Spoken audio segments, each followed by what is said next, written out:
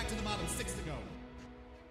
Makes a mistake again. He missed a shift. He's going to spin to the inside turn. He's going to take the lead. Eli Hinton just got used up there in the hairpin. He's going to pick up a win after a long winless streak and visit victory lane. And the whole field just needs to get himself slow down, hop these curves, up and over. There's that cannon running a tad wide. Great restart here for the 2 car, but also for the 48. He crosses him over, down into turn 1, there goes the tail. Here comes the 20 alongside. The 13 car gets turned. He's going to spin in turn 2.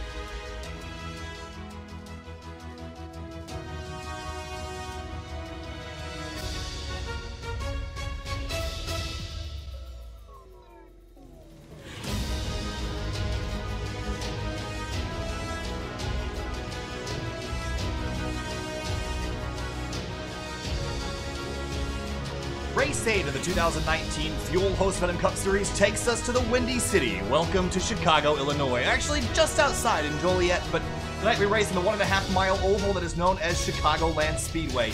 And this place is slippery and fast, but how will the new downforce package affect the racing here this evening? Will it be this number 70 of Scott Eckrich on top of the board at the end of the night, like it has been for 5 of the first 7 races? He's been dominant all season, Finian. Do you think he can repeat and get another one? I definitely think it's a possibility. I think if you had to make a bet, I think that 70 car is a very safe bet due to how well he's done this season. But currently, it's not him at the top of the charts in practice, so we got a little over 4 minutes remaining. DeBarro is currently leading the fastest drivers, then it's Scott Eckrich, then Paul Pepper rounding out your top 3. Chicagoland Speedway, Finian, the back straightaway is curved, and actually, I think we have a track map here. Yes, we do, and take a look at the back straightaway, Finian. It's not straight, and it's bright red, and that's a good thing, because without visibility, when you're following another car, it can be difficult to see where you're going, and we see too many drivers scrape that wall on the back straightaway. This is as close to a circle as you're going to get on the NASCAR circuit, but that doesn't mean it's easy. Just over 1.5 miles, but it's very unique. It's similar to Kansas, but just with a little kink in the back straight. So for over 100 laps tonight, it's going to be a fun one to watch. There are over 40 cars here this evening, and when they take the racetrack, they're going to rumble around here for race number 8. And one of the drivers we wanted to talk to tonight was going to be the driver of the 05 of Derek Paulson, who right now is practicing in that number 05 Camaro, and he jumped up a couple spots in the point standings. And before we talk to him, let's take a look at our points. And they're going to be at the top of the board. It's going to be the number 70 is Scott Eckrich by 60 points over Timothy Johnson, who's having a very good run, gained 2 spots last week. Bressy, Yazik, Silliman, the rest of your top 5. Silliman's been dropping in recent weeks, especially after the horrendous round at Pocono last week. DeBarro up 3 spots into 7th. Nick Kohan has dropped a spot. Has a couple penalty points that have dropped him in the order, but still has a win on the season and looking to get another one here tonight. Indeed. I mean, this is only round 8. We've got 7 races so far. You can see 5 wins accounted for going to Scott Eckrich there at the top of the point. You see 60 points ahead of second place. So even if by some miracle, although again it's not going to happen with 5 wins to your name, if someone were to surpass him, there is no way that they could pass him in the championship leading up to the end of the regular season. And Derek Paulson is in 15th in points, and we'll talk to him here in just a moment. I'll grab him here, and we'll see if we can get a chat. Hey, Derek Paulson, it's Kyle from SimTV. You got a copy? Yeah, I got a copy. All right, hey, Derek. Well, last week, it looks like you gained a couple spots. You're sitting P15 in the point standings with 4 rounds remaining until we get to the Fuel Finals. Do you think you can make it in on points, or do you think a victory is necessary? It's a tough one. A lot of good talent in this league. I don't see myself getting a win unless I luck into it. But you know, some of those guys in front of me might have some bad luck, and we might sneak ourselves in there. You never know. Chicagoland Speedway is a 1.5 mile racetrack. We've seen quite a bit of interesting races in all sorts of leagues so far this year with how this package is going to race. What do you expect tonight on this surface as we take a look? And it's 105, so a little bit hot. Is it slippery out there, or is it pretty grippy? It's still got, pretty good grip. You do get a little loose if you got a guy right behind you on fresh tires, but I think it's going to be, to me, it seems more aero-tight than anything. 40 cars out here. It's going to be tough to pass. I got a feeling there's going to be a few cautions. Just the way I'm feeling right now. Inside lane viable, or is the outside lane the better way to go around here with this new package? I prefer the outside lane myself, but some guys will make the inside lane work. But I think for me it'll be the out. All right, Derek, we'll let you get ready for qualifying. Good luck out there in qualifying and the race. We'll see you at the end. Sounds good. Thank you very much. No problem. All right, so practice almost complete. We're looking at the conditions, Finn, and over 100 degrees on the track. It's a little bit slicker than a lot of these drivers might have expected, but we've seen lots of drivers discuss the outside lane being the preferred line here, Finian. Is that any different than it was in the past? It seems like I remember the inside being the way to go, at least on fresh tires. Yeah, I think definitely. It was the way to go. Oh, you're not muted for me. No problem, there you go. But yeah, I definitely think but on the previous package, usually it's the inside. I mean, at most ovals, it was usually the inside line. This is a more preferred way to get around. But again, due to the runs you can build up here, especially in the draft behind someone, you could see the outside lane work. And even just guys trying to conserve up their tires on that outside lane too. Anthony DeBarro's been quick in practice. He's about 22 thousandths of a second ahead. Let's briefly take a look at your practice times there. You see DeBarro, Eckrich, Paul Pepper, Thomas Bressi, Drew Carroll, a lot of the typical names up front, but we're about to go qualifying. Kevin Bartel in the 51 sitting in 7th. We'll see if he can do any better than that in the qualifying session here tonight. And checkered flag waves in practice, and that 27 Coors Light Toyota Camry's going to pull to the inside. And qualifying going to be really important. I think track position is going to be key. We're expecting some yellows though, Finney, and we've seen these new package races can get a bit messy.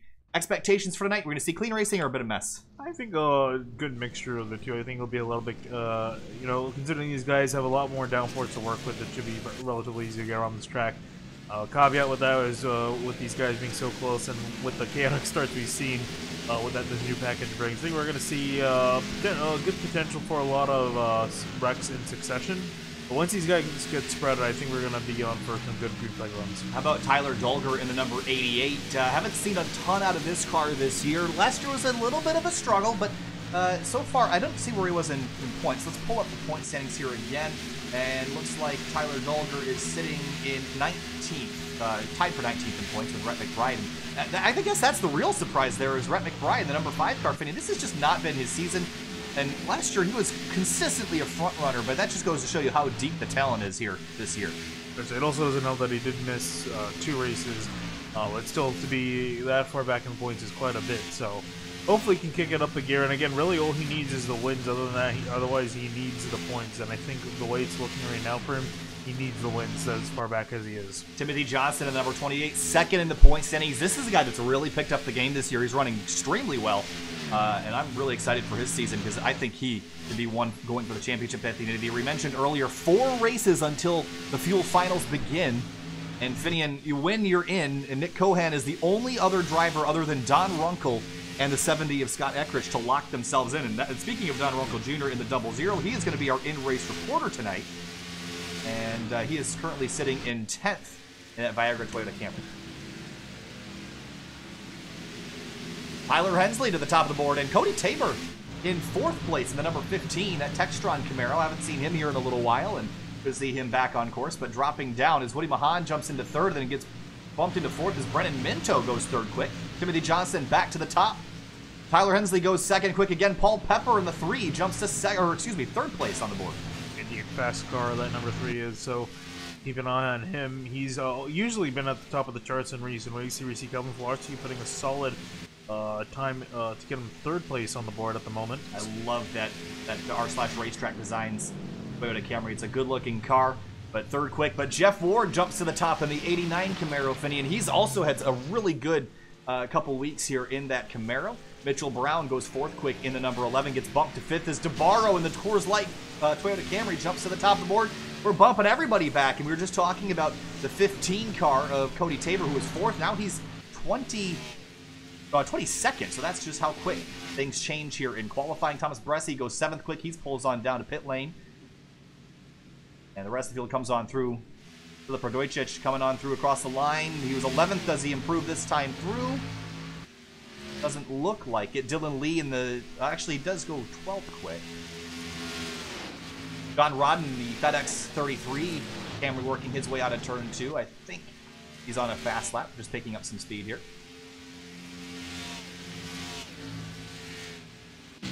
And gonna back down here. So a minute and 30 seconds left in qualifying. Anthony DeBarro is at the top of the board. Jeff Ward, Timothy Johnson, Tyler Hensley. No surprises. Thomas George jumps to P5. Another driver that has been running okay, but we probably expected more after last season. Miguel Brooks, third quick in the 71. Good run for him. Yeah, new paint scheme also, from what I can see on the 71. Seems newer. Yeah, it definitely looks a little bit different. A couple other cars out on track. New Kohan, this is a car we expect to go fast. I love this paint scheme, kind of making fun of himself here. This is a great scheme. Also, Scott Eckrich out on the track, currently 34th, but it's going to change as he comes off turn 4. And as he comes across the line, where is he going to end up?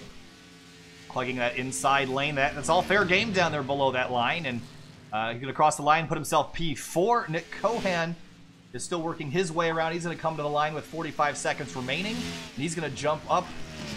We'll see where he slots himself in that number 21 car. 11th quick. 21. And also, I just want to highlight, too, if you look on the left side of your screen there, look at the top 3 separated by 0.02 of a second. That's pretty crazy.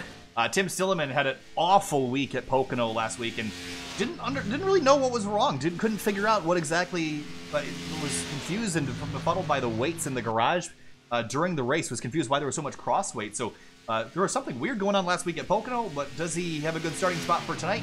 To come across the line, put himself 38th, but that was only his first lap. But I don't think he's going to get to run another one. He's not. And where's Greg Evans? I see him also out on the track. He's going to make it, but it's only going to be one lap. And people have been quicker on the second lap out.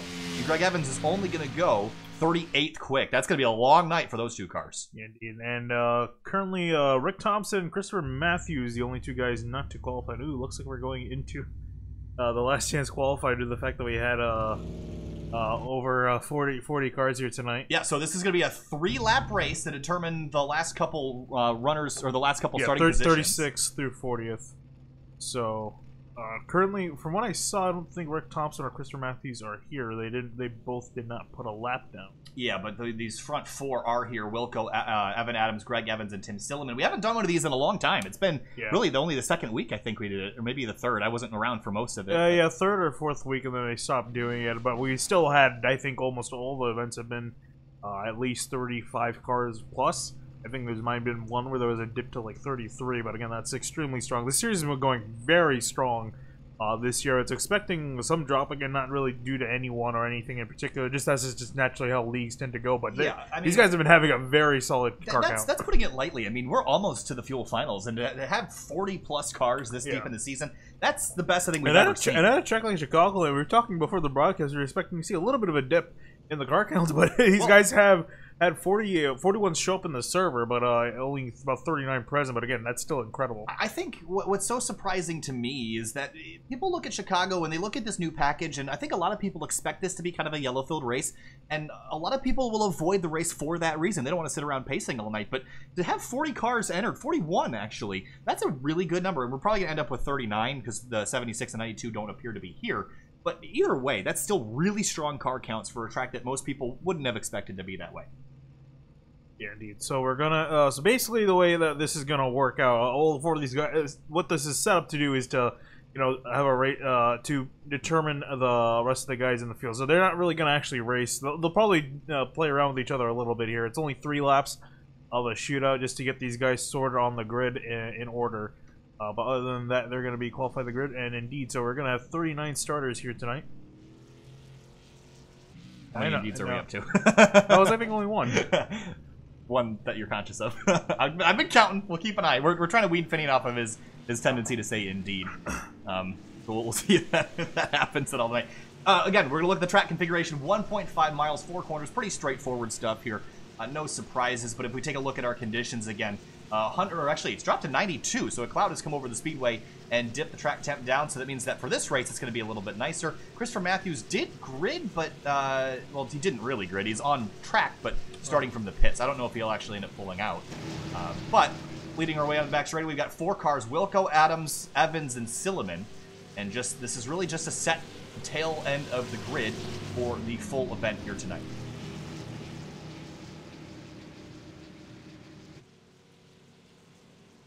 Well, 40 cars here, Finian. If you're 25th on back, anywhere honestly from 10th on back, the arrow shadow you're going to be in from the cars in front is going to be huge. It's going to be very difficult to find downforce out on course tonight. This is going to be the best these cars handle all night right here.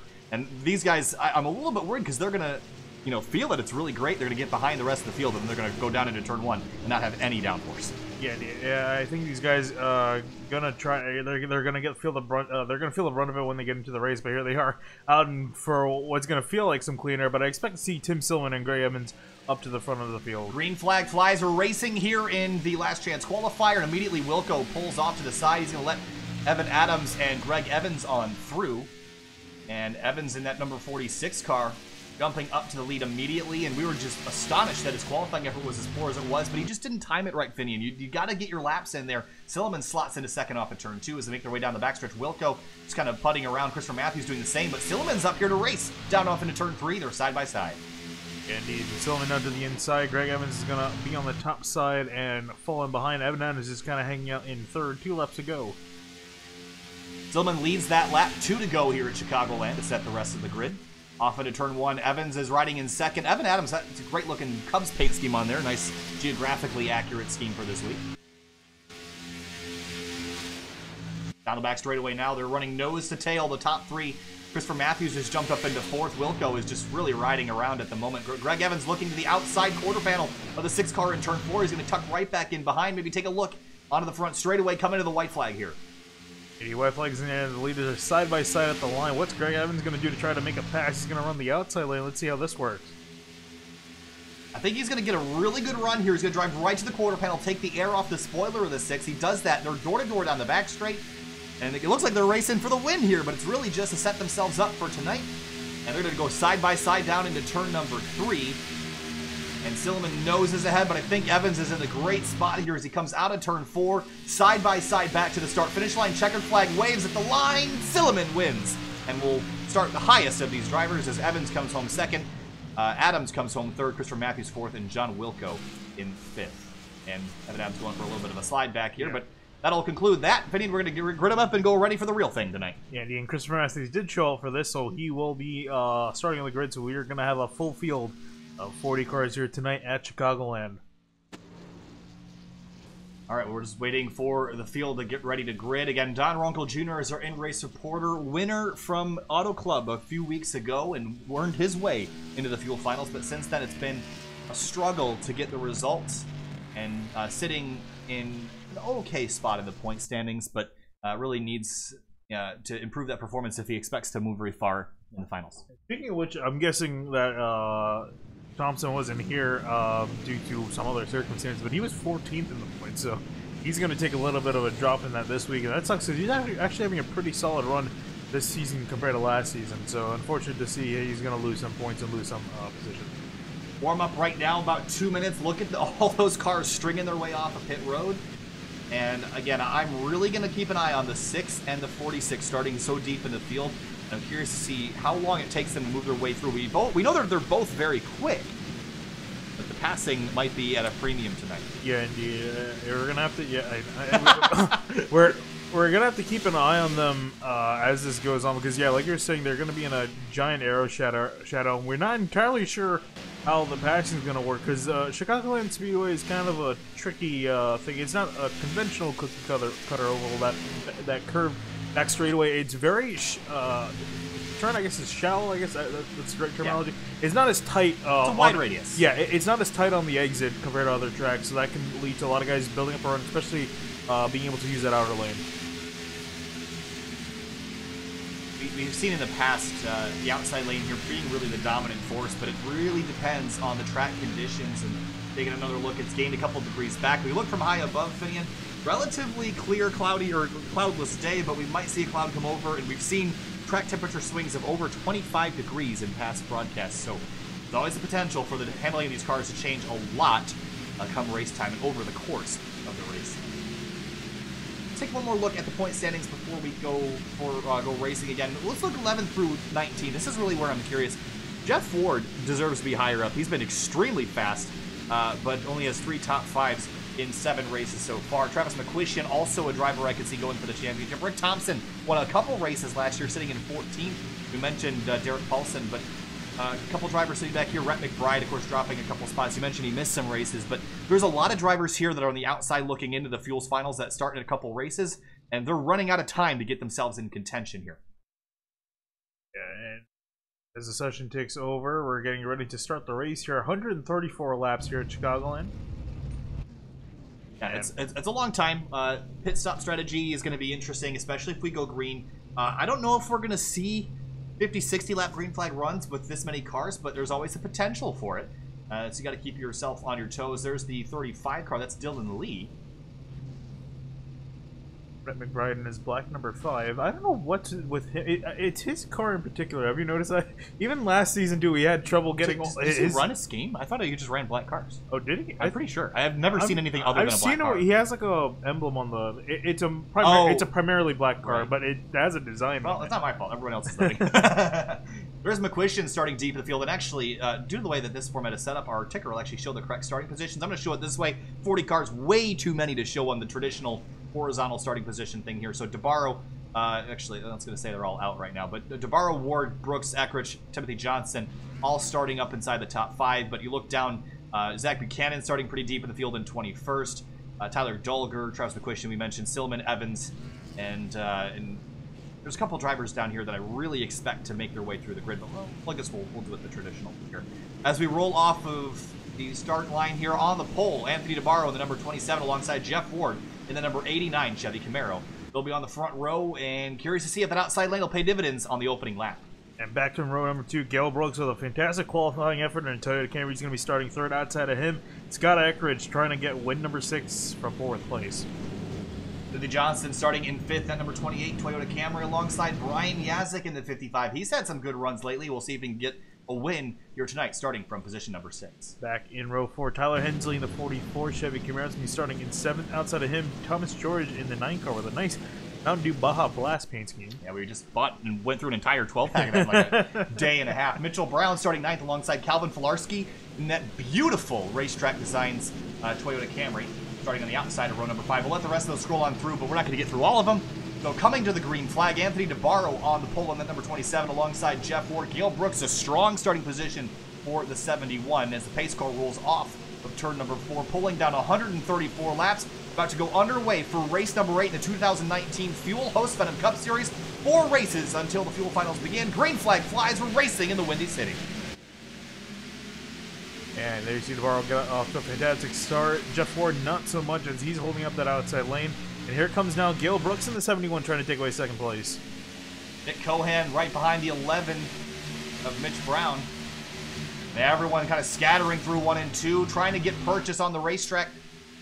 And this is going to be very sketchy towards the mid-pack here as everyone tries to get themselves. It's going to get sketchy up towards the front of the field. Ward and Gale Brooks fighting for 2nd place. And you see the pack forming up. Out of turn 4, who's going to lead lap 1? The 89 gets tight out of the final corner to the line. It's going to be the 27 by just an inch. Jeff Ward in 2nd, but he has the run in the outside lane, and Scott Eckrich following him up there. Look at how many cars are up here for the front of this race. This is fantastic stuff. There you see Scott Eckrich on the outside, Gale Brooks to the inside. Where does he go? And where does everyone else go in behind them? Down the back straightaway, 40 cars screaming aloud Chicagoland. And look at Gale Brooks to the inside. Oh, caution big wreck out. in the back. And got a big mess in the back straightaway. It's the 15 of Cody Tabor in the fence. He's going to bounce off. There's another car back there. That's the 06 of Brian Green. And caution out here early at Chicago. We had a good run going there for a second. But Tabor and Brian Green involved here early. Green with both Green and Tabor not with a lot of damage, so relatively harmless wreck. Oh, they just get together. Let's take a look from up above here. I think this would be the best way to look at it. There's the 06 of Brian Green. Cody Tabor drives down to the inside, and I think he just ended up using up the 06. Oh yeah, he got really tight. He found the arrow push right there. Yep, and then the 06 just couldn't get collected. And John Rodden and Travis McQuistion got involved there as well, and then Tabor slid back across the racetrack and got into the fence. So McQuistion in the wall early, and that really stinks for him. And that's just over-aggression early, I think, Vinny. And there's really no need to hold the throttle in that wide open and run a guy up the racetrack this early in the race. And yeah, that could have been avoided. They see, wow. Tim Silman did a great job missing that. Yeah, McQuistion had nowhere to go. He had no idea that was going to happen. And tough break for him starting in the back. We've seen him have some good runs in that 93. But has now got significant damage to the right front. Here's a look from Greg Evans in the 46. Remember, he started in the back of the field. Great job missing this.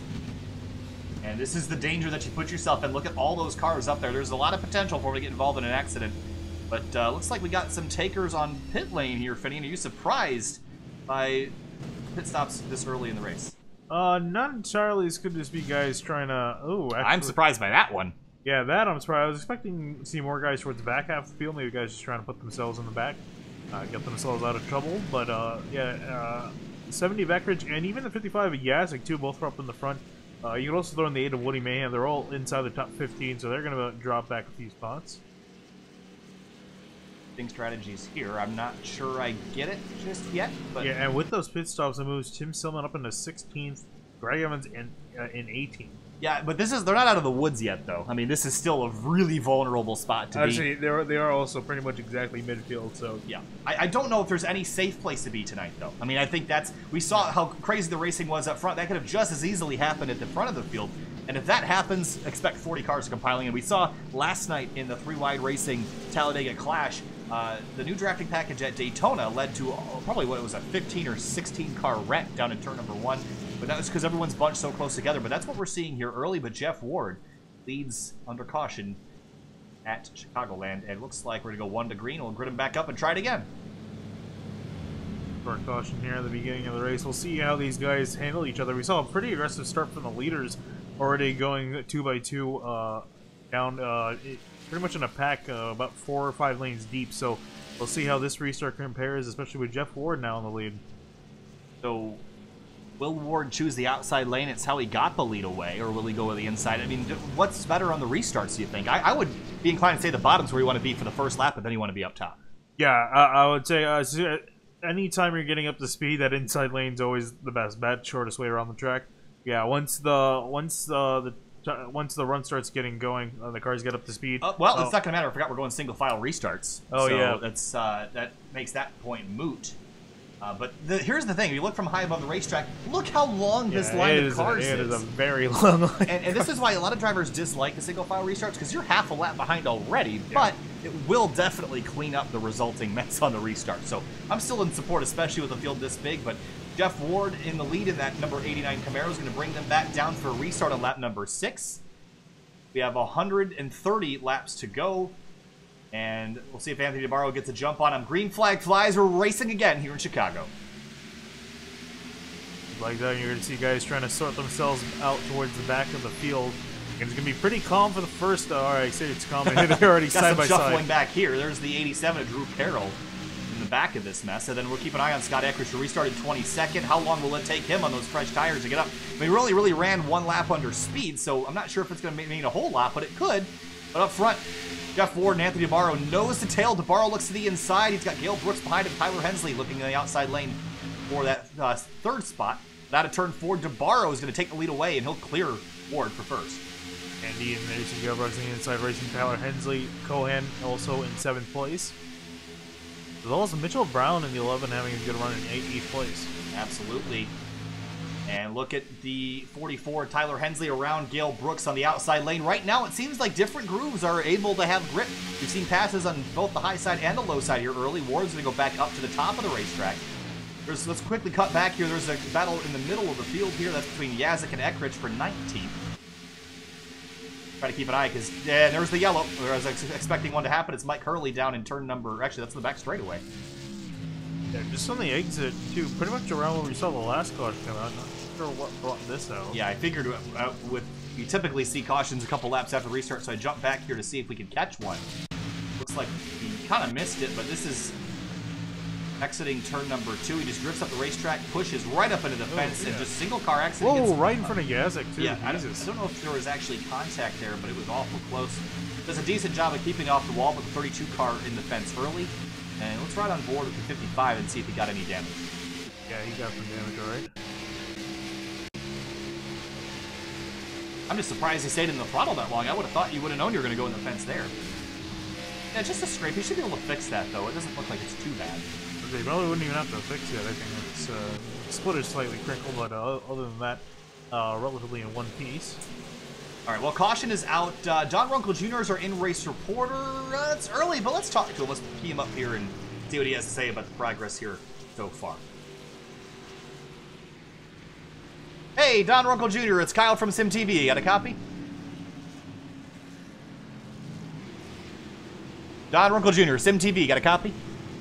Yeah, I got you. You hey, there? Yep, I got you. Hey, Don. Well, it's been interesting so far, to say the least. And we take a look at your current running position. You're down in 18th after starting in 31st, so it's been a good start to the race, but it seems like we're having a little bit of trouble with understeer out there. How does it feel for you?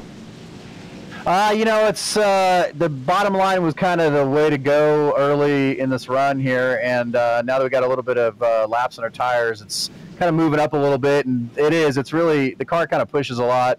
I don't know, it's just we haven't really done a whole lot of laps for me to get the real feel of this setup, so I'm still trying to figure a few things out myself out here. You got a win a couple weeks ago at Auto Club Speedway, but you're in the Fuel Finals. But do you think you got the performance level to be able to compete there, or is there still some work to do for you in the 00?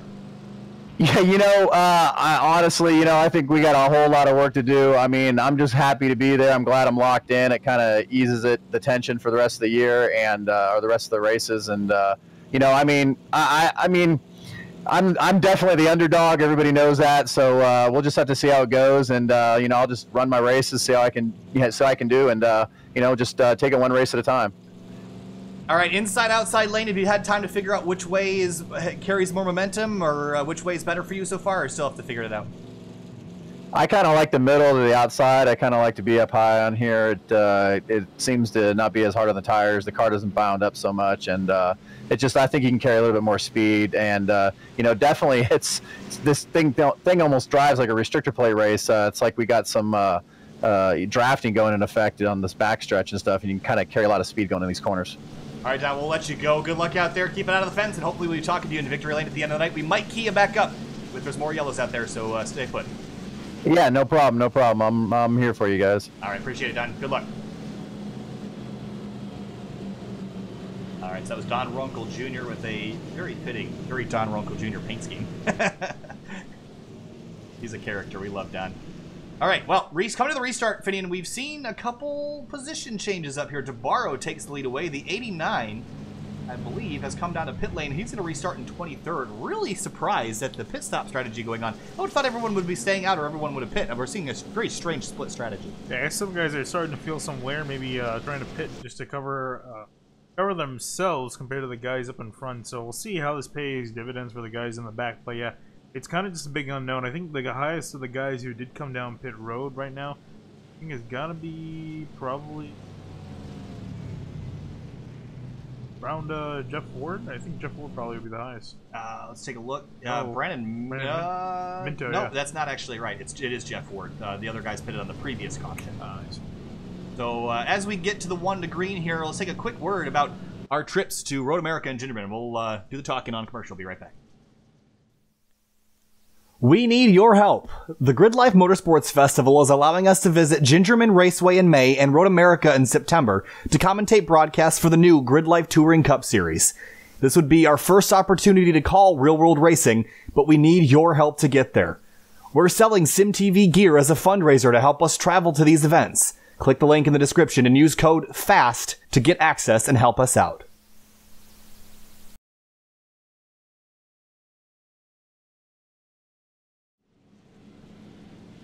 Welcome back live and getting ready for the restart. 1 to green, Anthony DeBarro, Tyler Hensley up front. How about this run for the 44, Finian? He's having a good night so far. Looks like he's really racy. About time, overdue for victory lane for the 44, I think.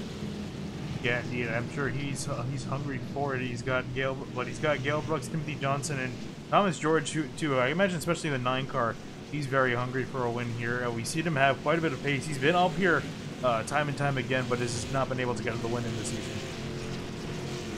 Right on the rear bumper of that 27. DeBarro looks strong. How about the 70 car of Scott Eckrich? Looks like he had returned to pit lane for another set of tires, and this is when the lack of tire limits is really going to come into effect, because these guys are just going to take tires every chance they get, I think. You're going to want for Mr. Feelgoods on your car. We come to the restart here, lap number 13.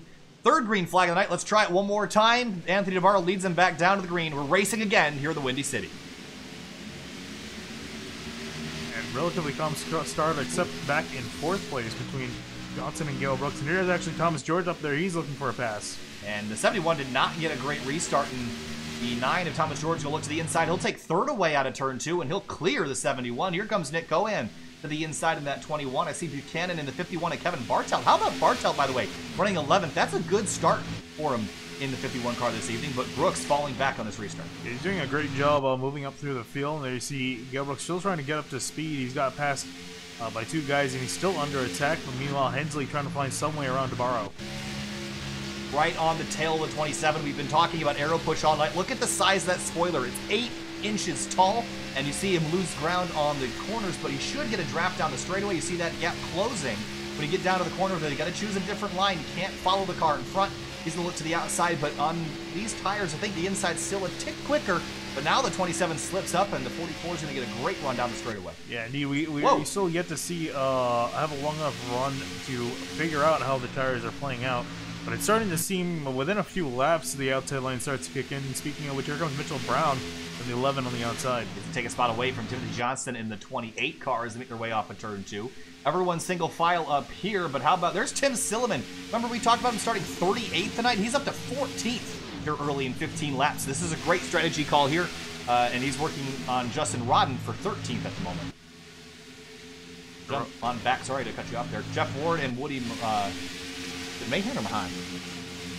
I've been saying Mahan, but we haven't been corrected. So Woody's working his way up to 24th. There's Jeff Ward and Scott Eckrich, who have just recently pitted. Eckrich has some damage to the nose of that car. Yeah, it also looks like he's got a crinkle just like Yazik, so maybe just ran to the back of someone on the start. Jeff Ward does too. I think there was a big checkup on the restart. Is that worth one to look for? I think so. Might have been something pretty big. Let's go back and take a look. This is going to take me a moment to find, folks, so stay with us here. But I do, wow, this is a very... Oh, something definitely yeah, did happen. Okay, so here's a look at the restart, and a big checkup here, and they just tried to time that, and they just got it all wrong. And then they get down to turn number 1, and then I think there was a lot of chaos when we get down here. I don't think there was any more damage. Yeah, the 66 didn't get up to speed as much as they would have thought, and there you see them all trying to work around him. Yeah, but a big mess on the start, and damages 2 of the quicker cars this evening. And I don't know if it's going to hurt Eckrich a whole lot because he's been so good, but it's certainly not where you want to be. There's Rhett McBride in 21st. Also doesn't help that they're stuck back in traffic, so that's going to be another downside to him. But there you see Justin Rodden having a good run in 13th, Zach Buchanan in 12th. Buchanan started in the 21st position, so he's moved his way forward quite a bit as well. This is the closest battle to the front that's side by side. There's Greg Evans as well. He and Silman have charged their way into the front. Whoa. Oh, Rodden slipping in the 0-1. And up the racetrack into the fence and right back in front of Tyler Dolger. And both those cars destroyed, and Yazik gets a piece of another one. Caution out for the 3rd time here tonight as the field scrambles to get around. That was a weird one. We saw him get loose. I wouldn't think we'd have that problem. Yeah, I was going to say, especially, too, it looked like the back end kicked out, which is, again, something we wouldn't expect to see, again, with that giant spoiler on this car and the amount of downforce that these cars have been given. So that was kind of a weird wreck, so I'm kind of curious how that started. Yeah, this is a strange one. I know that this package, people have said it's just stuck to the ground, but I don't know if you've noticed this, Finian, but... Oh, he got into the wall. Yeah, that explains it. And this... Oh, Greg Evans got a piece of it, too. And how much damage did Evans get? Oh, man, Dolger just drills the 0-1. And then Yazik gets a piece of another one. Unfortunate. He's just been a victim tonight. But this is what we talk about, Finian. We talk about the back straightaway here being curved, and I always say this is a very difficult thing, and people don't... Look at the safer barrier pop right out. It juts out. And that caught Rodden off guard, and into the wall he went. And this is why this track is difficult, more difficult than just the straight back straightaway. That safe barrier pops right out, and we saw the 46 get a piece of this.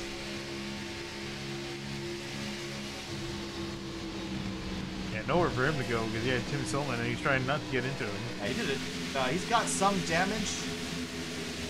And also, I'm curious if we can get an eye on Yazik after kind of get a view of what happened to him. Yeah, he's got decent amount of right front. And neither of these issues have been his fault, which really hurts. But all right, caution out for the 3rd time here early, and now we got a lot more takers on pit lane. Still some guys staying out, maybe just to lead a lap or something here, Finney. But a big shakeup on pit road, and DeBarro is going to lead them back off. But Gale Brooks and Evan Adams stay out on the racetrack. I think this is because these guys got a pretty decent run on their tires now. Been quite a few caution laps, but also quite a few green laps as well, so I think they figured might as well just cover themselves, and they're going to come down on pit road. So DeBar's going to lead the field back out from 3rd. Gale Brooks and Evan Adams have stayed out on the track. There's a look at your running order on the left-hand side of your screen. Any surprises up here? Not really. Maybe Rich Jet. I haven't seen a whole lot of him in quite a few races, but when he is in the front, he usually does pretty well. I can see the bottom of the screen. There comes Evan Adams and Gale Brooks in, so the lead will go back to Navarro. Just to get themselves at the rear. Oh, and as I was field. just talking about Rich Jet up in the front, he's also down on pit road. Yeah. 77 will return, and we'll jump to break real quick. We'll be back with the restart in a moment. Stay with us.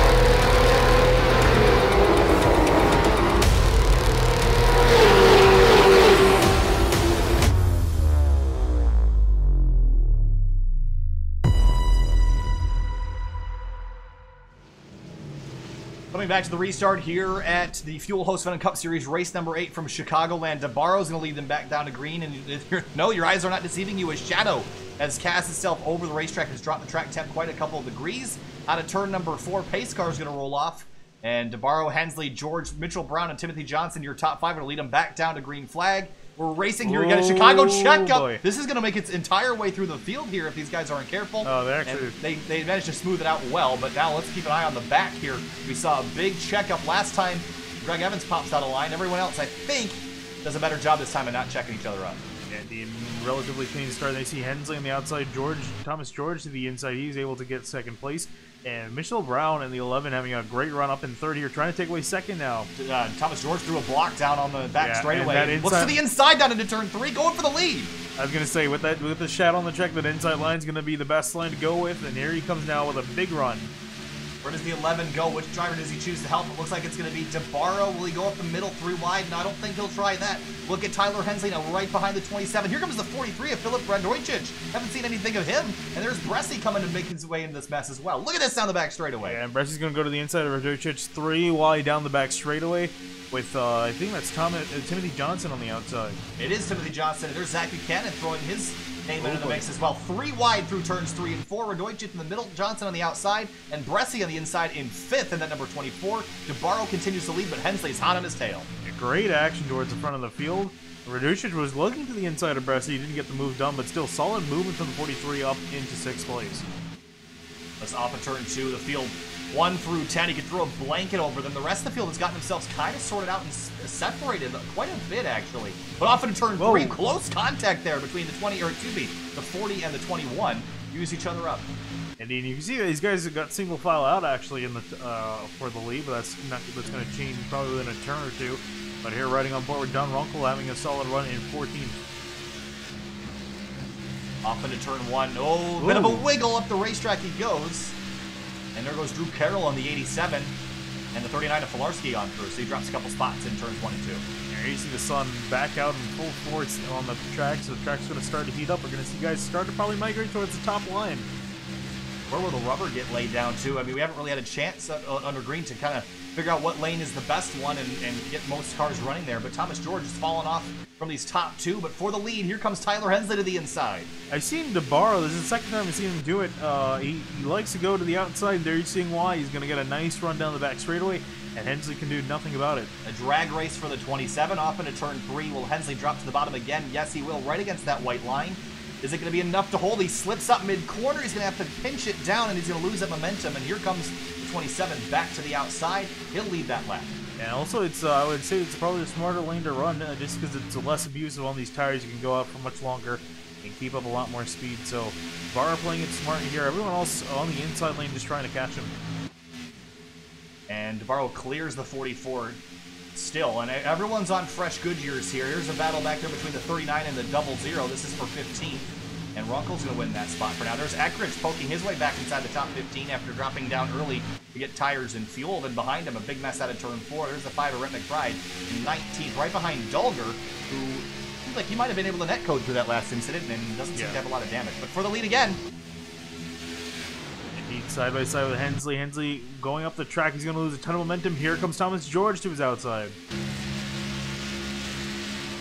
Now I think we're going to start to see that top line domination we expected tonight. Here comes the 9 of George around Tyler Hensley, and he should be able to get this pass completed. But Hensley's going to go the short way around all the way to that yellow line. That's all fair game down there. We see lots of drivers taking advantage of it in Chicago. And also, mentioned too with these bigger spoilers, it used to be kind of rough to get down on the apron. You had the potential of getting loose, but with these big spoilers, you can get down there and not have worry about the back end coming around. So you can be a little bit more confident in your moves there. We saw Hensley slip off the corner, lost momentum, still going to lose some ground as Mitchell Brown pulls around him. Bresci and Radojcic with a big run. Yeah, going very far backwards. But we saw him have to check up big time to be able to not run in. So it looks like you're getting really tight on the inside of other cars. And he went from 2nd down to 6th in about a lap and a half. Radojcic takes 5th place away. And there's Buchanan, that Summersby Ford Fusion, looking really aggressive behind. And you see Hensley now get back around Radojcic, and you saw Radojcic also slide up and lose some ground. And here comes Buchanan, and he's going to look to the inside line. See if this works. We haven't seen an inside be so great after the restart, but yeah, I think that 43 is going to get the better run on the outside through 3 and 4. He'll clear the 40, and now will the 21 of Johnson get to the 40's outside lane? Not sure. Here's a big mess out of turn 4, though. There's the 39 of Filarski, dropped to 18th. Got way behind him, the 8 to the inside. Yeah, the 8 of Woody Mahan moving up trying to move up back through the field. We saw him pit with earlier with Gazik and Eckrich. Hasn't been entirely able to recover, but is slowly moving up. Nick Kohan in the 21. He started in the 11th spot. Has only made his way up to 8th. I think I expected a tick more pace out of the 21 tonight, but having a good run so far and trailing Timothy Johnson's number 28 on the front straightaway here. Yeah, and also I don't think he's too worried. I think again he just really has to ride around. He's locked into the playoffs by quite a bit. There's pretty much no way of him getting kicked out at this point in time. Good point. You see him get a great run out of turn 2. Will he give the 28 a push? He backs off just a bit, but he doesn't rear end the 28 down off into turn 3. There is a lap car up ahead, and they're approaching him very quickly, and it looks like it's Fred Thompson.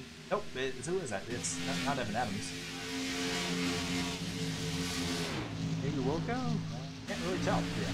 Oh, it's McQuistion in the 93. He's more than one lap down. He's 13 laps down in 38th place, just running around right now and hoping there's more people that crash out. Yeah, tough break for him. He's up into 38th, like you said, but you know, a lot of cars are still left in this race, still kicking. So it's going to be a tough night ahead for the 93. Yeah, he did not. Nothing that happened tonight was his fault. He just got involved in an early wreck. And if we can go down the order, I'm just kind of curious. Greg Evans pulled off the track 5 laps ago. Didn't notice that. Yeah, I when I saw the ticker tick over, I saw Evans down at the thing, and I was wondering why it was that. So, Greg, yeah, that's big news for him. He does not have a victory yet this season, which is crazy to me as we go 3 wide for, I think that's 14th place, or actually 19th place, excuse me. Yeah, but back to our previous point, you know, Greg Evans, our defending champion, has a chance of not making it back into the playoffs. Which is crazy to me because last year he won 9 of 17 races. His season was looking very akin to Scott Eckhrich's season so far, and you see McBride and Derek Paulson getting side by side. And Brian Yazek looks like he's got that car mostly repaired. We will go back later and find out what happened to the 46. Don't know as of yet. And 3 wide again. And they're running each other out of room out of turn 2, and somehow they didn't get together. Oh, they're pinching each other down the back straight. Oh, a little bit of contact there between both these guys. And they're still not done with each other. Here comes Yazico inside. They're scoring each other. McBride a little bit sideways. That's he's going to save it, but he's got Jeff Ward in behind. Jeff Ward now going to the outside, still 3 wide. McBride has been 3 wide middle for about 5 laps now. We've had a bit of a green flag run here, so let's not mess this up, boys, as he goes center 3 wide. Jeff Ward going to roll around the outside lane, gets a great run. Remember, Ward started really far up towards the front, and back here on strategy has not been able to get in position back. And Paul Pepper also now 3. I'm not sure what put him so far down the order. I believe qualified in, was top, he had qualified in 13th, so it's hard to see him back in 24, but as he's trying to move up through the field. And there's Tim Stillman in the 6 car and the 71 of Gail Brooks. Both these cars were up higher. I think pit strategy is what brought them back here. But let's jump back up in the front. DeBarro leads by 0.8 of a second, the largest lead he's been able to get tonight. He's been able to break away from the rest of the field. We've seen this in quite a few series so far with the Cup car. The leaders eventually breaks away from the pack. Running on board the gyro cam on Timothy Johnson's car, following Filip Radojcic and Nick Kohan. Kohan goes all the way down to the bottom on the front straightaway. Off into turn 1, different lines we see up the road. That's McQuistion who's laps down. Now look at Johnson's run out of turn 2. He's going to sit on it. I don't think he's going to make a move here, though. I think he's just playing very careful. And you see Bresci getting on the lap car on McQuistion, as well as Hensley, his teammate, in behind him.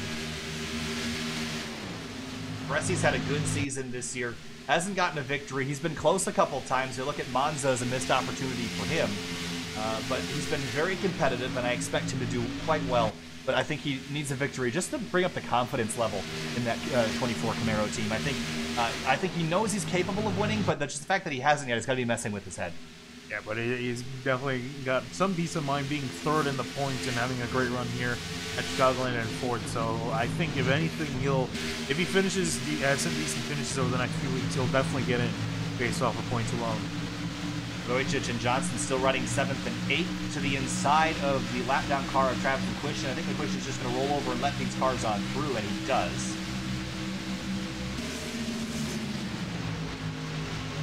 Up front, no challengers for DeBarro. Eckrich has only worked his way back to 10th, and this tells me, Finian, that track position is really difficult to get. Yeah, there you see Buchanan give it a little bit of a bump to Scott Eckrich as he's been able to move back into the 10th, but his run's kind of stalled out. Yeah, I honestly, if it was me, I would have definitely taken that position over the tires, just due to how short. We had longer runs out of obviously coming down pit road, but yeah, that put him quite a bit back in the pack, and he'd gotten some damage, and I'm not entirely sure that's affecting him. That car actually looks like it's been pretty well repaired, if anything, but yeah, he's been kind of struggling. He clipped the apron there and slipped mid-corner. Buchanan can take that opportunity to go around the outside, and he'll get there. And here comes the 87 of Drew Carroll. They're all teaming up, and just so much momentum, and it's worth so much here at Chicago. If you slip up, and we've seen in the past couple weeks, I've said how important it is that if you're going to make a pass, you need to make sure that you get it done. Because if you mess it up, you're going to lose all your momentum and get passed again. And Buchanan's all over the 70 cars to get by the lap car of McQuistion. McQuistion's kind of in this at the moment, and they seem to get clear of him. Buchanan trying to find some way around Eckrich, but can't get it done. He's going to have to settle for the outside lane, and here comes Carroll with a big run to the inside. Drew Carroll also having a pretty good season and new to the series and extremely well at clipping Camaro. Off into turn 3 to the inside of Buchanan. This is for 11th spot on the racetrack. Clip the apron. Oh, Buchanan holding him really tight out of turn 4. They make contact before he gets shoved up the racetrack. Yeah, Carroll clipped the apron mid-corner. That forced him to the track. Buchanan luckily gave him enough room. So that situation didn't get worse. There's the 56 and the 8 now side by side. Yeah, Pelletier in that 56 car looking for his first victory in Fuel Cup Series action. To the outside, the 8 car is going to squeeze right up in front of him. That's how close they are on the back straightaway. Behind, that's Brennan Minto in the 25 and Dylan Lee in the 35 battling for positions for 15. Lee has been having a pretty quiet season so far in the 35. He's been trying to get around Minto. Paul Pepper in the 3 car, we mentioned he started 13th. His strategy has also put him back here, and And how much a difference a year makes for Rhett McBride. And we talked about it earlier in the night, but last year had such a great season. Yeah, was competing for the championship at the final round in Vegas, and now here he is back in 22nd. And I think this is a little bit also due to the giant influx of talent that came into the series over the offseason. I think we've had about 10 different new drivers that are up towards the top of the field that has been absolutely dominating the series. Yeah, let's not discount his talent, though. I think, one thing that has really hurt him was this new package. We've seen this. Oh, we got carbon wall. It's Don Runkle Jr.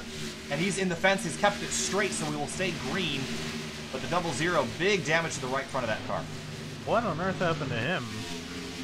Did he have help, or what? I would imagine he probably did have help.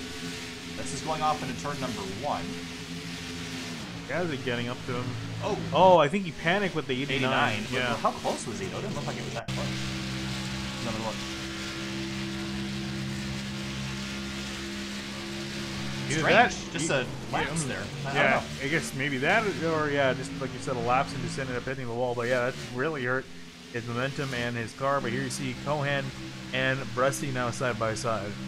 The inside going to take that run, and Kohan's going to. He was 8th a little while ago, so he's climbing forward in these long green flag runs. But I want to go back to what we were talking about before Runkle got in the fence about the 5 of McBride and the new package.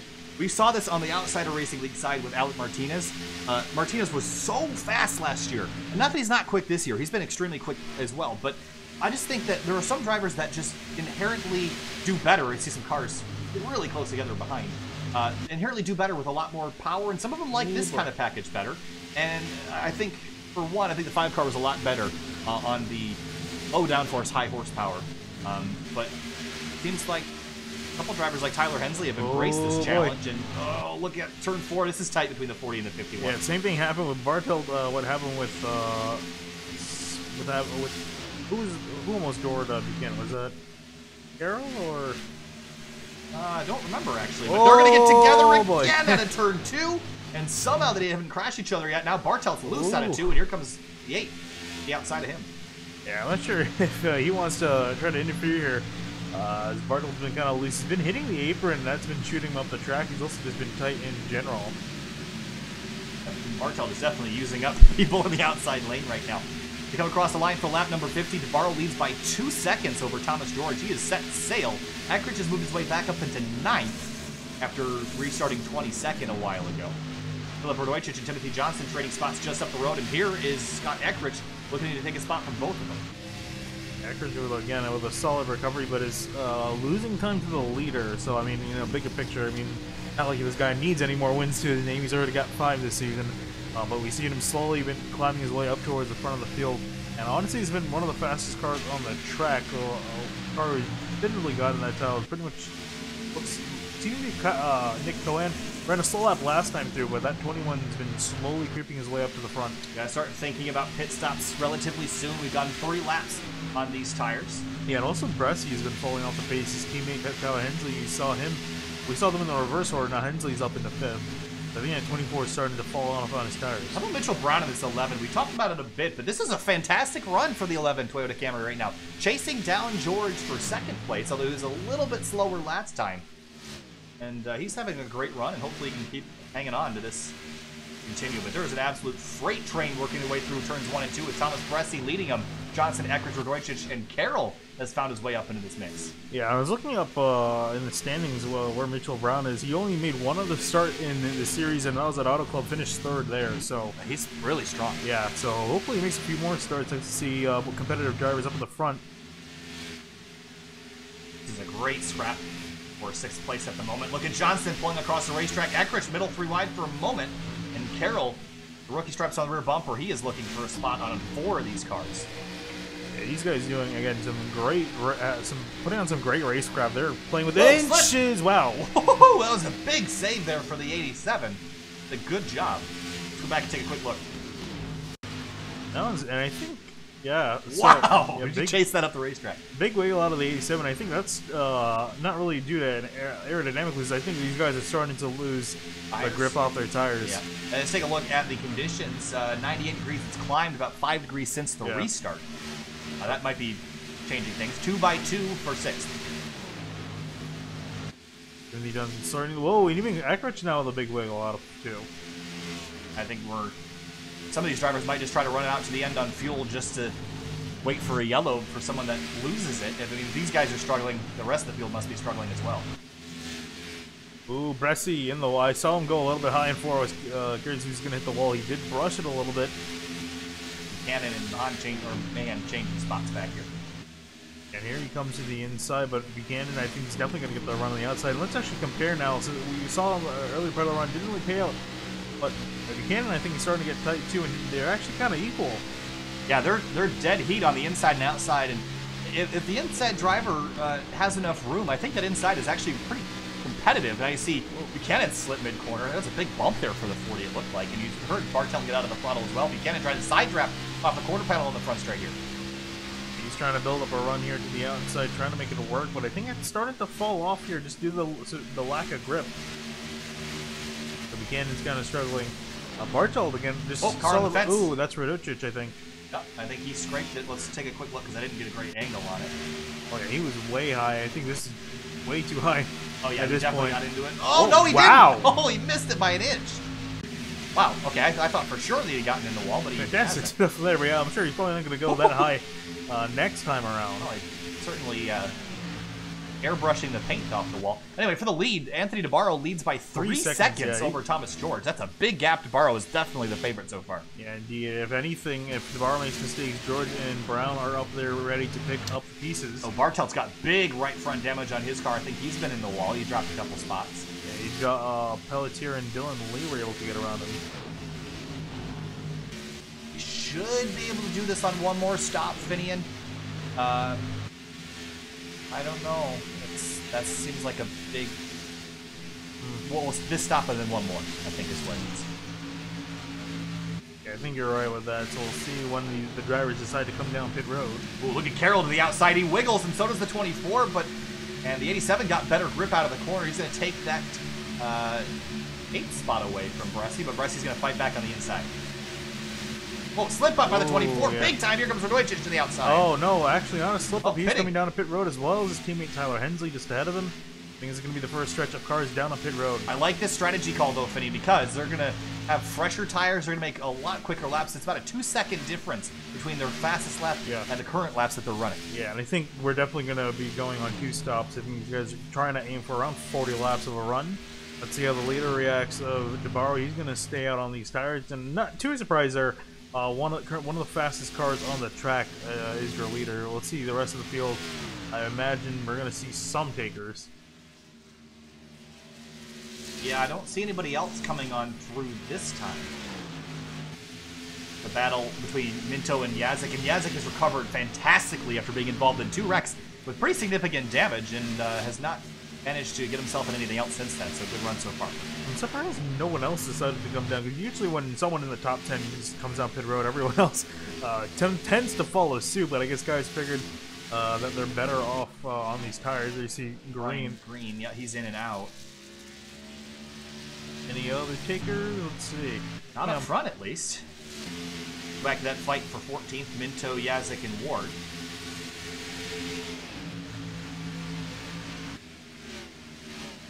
So my question becomes now is the longer these guys stay out, the bigger delta that Hensley and Bresci are going to have. The question is, are they going to really suffer late in the run?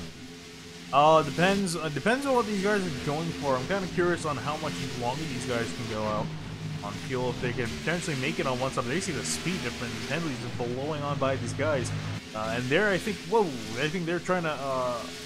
Hensley and Bresci, imagine they're trying to go on a 2-stop strategy from the restart in comparison under this run. So we'll see how they compare up to those two. Looks like everyone's staying out, so that kind of brings up a question in mind: do they have enough to go on one more stop? Well, if we've gone, let's take a look at our laps here. We've gone 42 laps.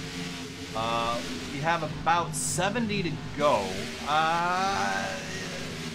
Yeah, but for it to get equal, they're gonna have to go about 15 more laps. That's kind of a tall order. That's a lot. Yeah. I don't know if we'll see that, but again, discussions about fuel mileage. Finney and I don't think it's impossible to see people go that far. I just think it's unlikely. But we'll keep that I just open. think it's unlikely, and even at that point too, I think the tires are gonna start building a flat factor. And actually, if you can get a look at what Hensley and Baresi ran last time too. They ran a 30.5 to the leaders 32-1. And that's just the leaders. It doesn't even considering everyone else behind them. So I don't know. They're having to drive through the field though, which is not really the way you. I mean, you don't want to have to deal with all this. I mean, they're making a pretty good time, but now see Baresi gets blocked there by the 51 of Bartelt. So that's slowing their progress a bit. I mean, they're still gaining a lot of the strategy. The question is, what's the better long game? Yeah. You know, I think the rest of this field is thinking about the end of the race. These guys are thinking about the next third or so. Strategy in play, though, for sure. Yeah, definitely in play. And again, it all comes down to, with a strategy like this, when you have to make an extra pit stop, if you're able to make up the time on fresher tires compared to the time you would lose if you were to come down pit road. So that's what those guys, that's why Hensley and Baresi have to match, and still almost no takers from what I can see from the top runners.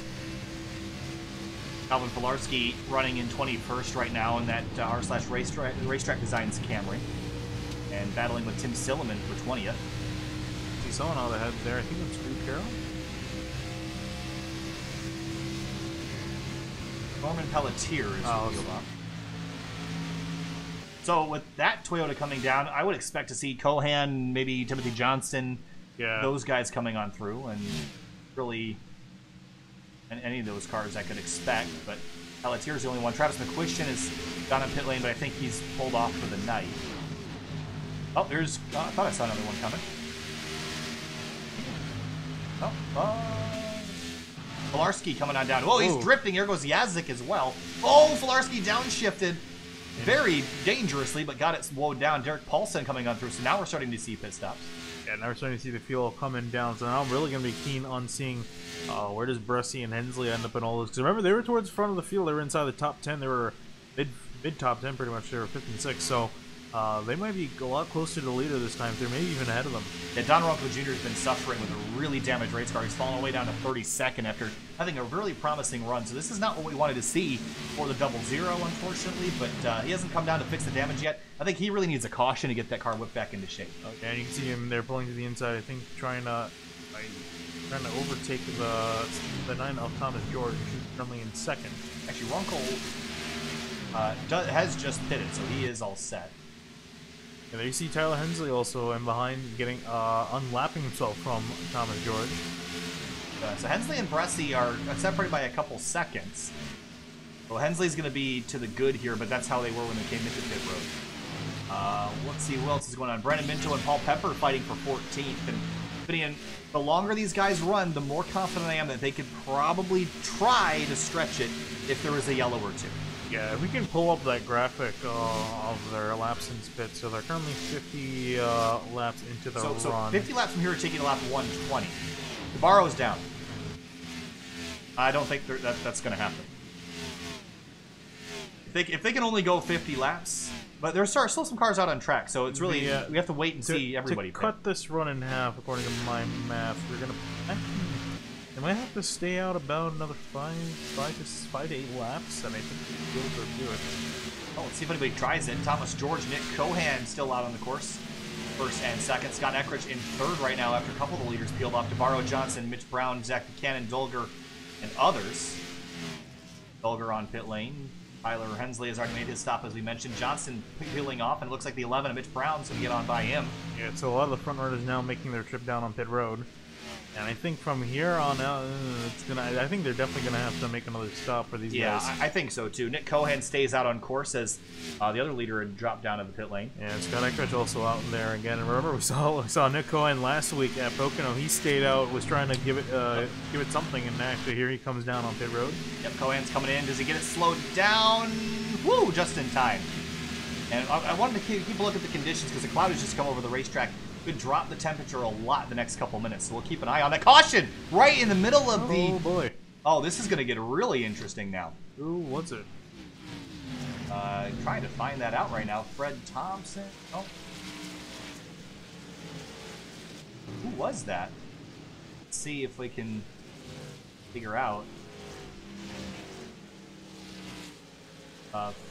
Flag. Oh, That could be. I don't see. This is a replay.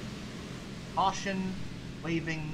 Oh, that doesn't make any sense. I'm trying to figure out. I think this is early on. Who was the yellow?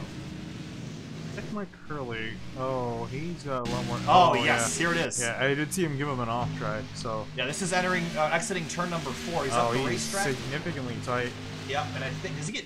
Oh, it just hits the wall again and bounces Oh, off almost and hits me in. Wow, gotta go very close. big hit on the front straightaway wall and the concrete.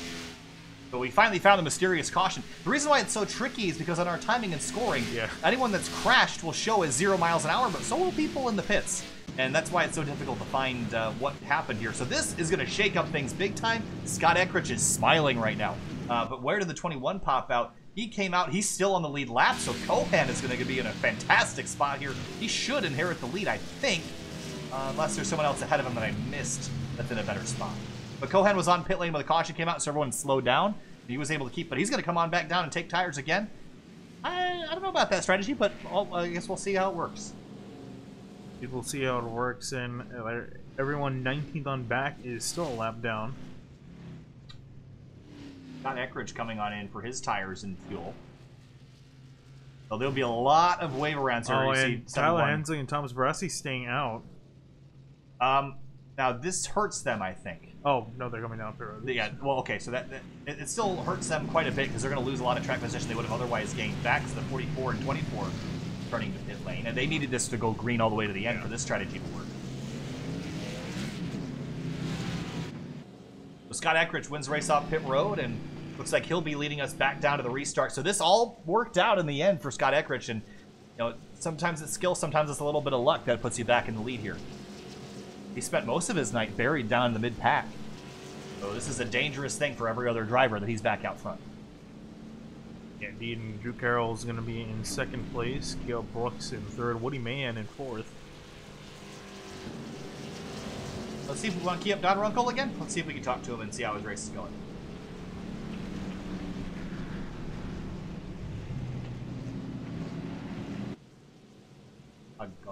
Oh, there you go. Hey, Don Runkle Jr. Oh, I'm moving myself. Hey, Don Runkle, you got a copy? Yeah, hold on one second, guys. Sure thing.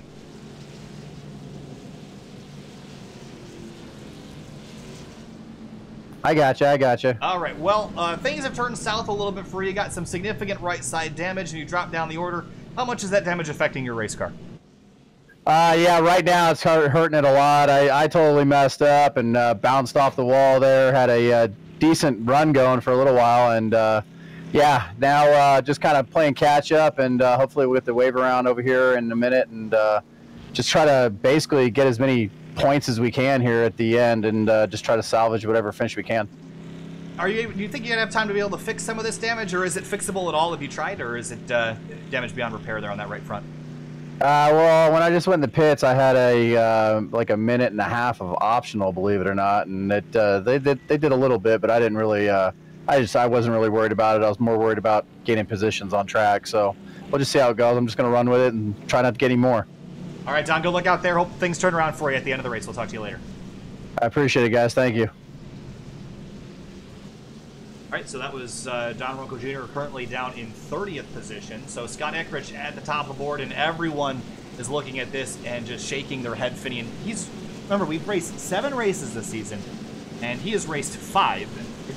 Have I calculated? Let's do some math here. I don't know what 5/7 is right off the top of my head. My phone. It's absolute garbage. There we go. 5 divided by 7. So he's won 71% of the races this year. That's pretty good. Yeah, do the age disclosure app. I was gonna say figure out how much it would be if you won this race. That would be 6 divided by 8. 6 over 8. Well, that's 3/4. That's 75%. Oh, yeah. That is like Kyle Busch Xfinity Series level of winning. So that's good. But everyone else is just shaking their head, Finney, because every time he wins, that takes an opportunity away from someone else to get themselves in the Fuel Finals. Remember, you can lock yourself in with a win. So if you're, Tim Silliman or Brandon Minto or Kevin Bartelt, you're in the top 10. If you throw a Hail Mary on some strategy, you can get yourself in the championship hunt. But with Eckrich just winning everything, it gets difficult. And he hasn't just won based on speed alone. It's been strategy as well, so that's a very dangerous thing. Coming to the restart, lap number 77. And pace car is going to pull back off. And we're past halfway here, Finian. Less than half the race to go. Green flag back in the air. We're racing again here at Chicagoland. And get Brooks with another poor restart. He's going to... There's Mayhem going to the inside of him. Fighting for a third place off into turn one. Now see Radocic trying to make a pass, as well as this guy yellow car is here in midfield. There's Hensley and Bresci. They got backed up with all that strategy.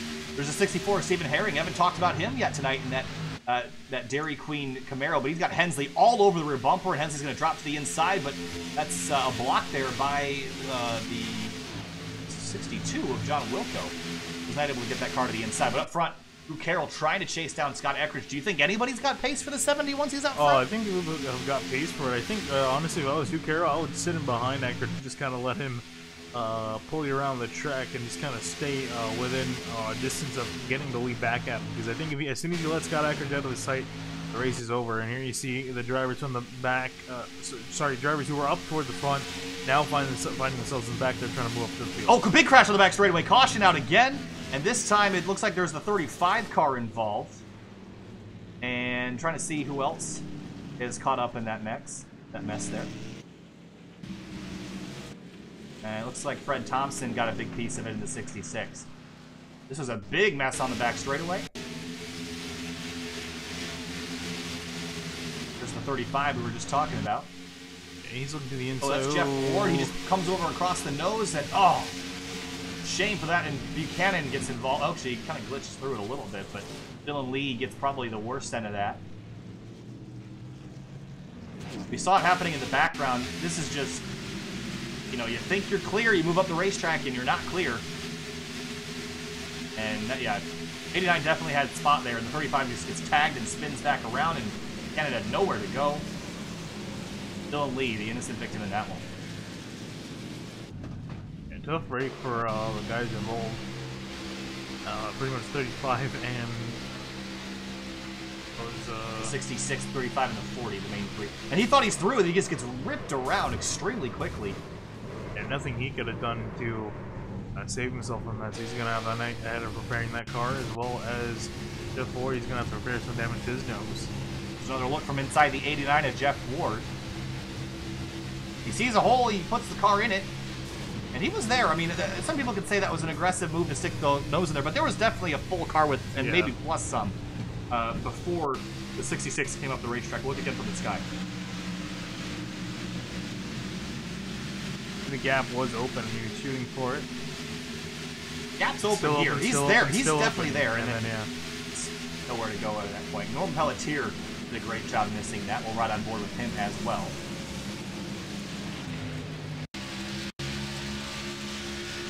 And off in turn one, he's got some right front damage from earlier contact, it looks like. And then you see, just up the road, you see the 89 trying to fit his nose in a hole. He's there. 66 moves over and comes across racetrack. Norm jams on the brakes and just squeezes on by. You see Zach Buchanan had nowhere to go in all that.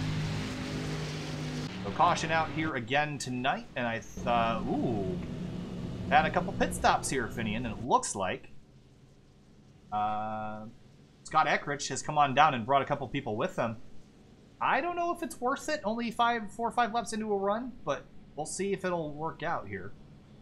But I do know one guy that's silently cheering is the 27 of DeBarro. Actually, he came on in and got tires as well, trying to get a leg up. Drew Carroll now leads this race, but we've had 5 cautions so far for a total of 16 laps. Relatively short yellows, actually, considering. Indeed. And how about Tim Silman finding himself up in 4th place, doing a great job. And also Bresci didn't come in for the pit, so he's gonna, and even Kohan too. They both didn't come into the pit, so they're now going to be in 6th and 7th place. Yeah, this is a necessary evil for them. Track position so important tonight that I think you need to sacrifice tires a couple times just to get yourself up in the running order. We've seen Scott Eckrich work his way back, but he didn't get all the way back forward. He only got up to about 10th before the caution cycled him forward. I think I know why those guys came in. I think they're trying to make it to the end here. Because because if you do the math, I think we've got about a little over 50 laps left to go. Yeah, they could probably make it from here. Yeah. So in that case, I'm surprised more people didn't come down pit road at that point just to try to make it out on one stop. I don't think we're going caution free to the end here. So I mean, it's possible. We did have a big green flag run in the middle of the race.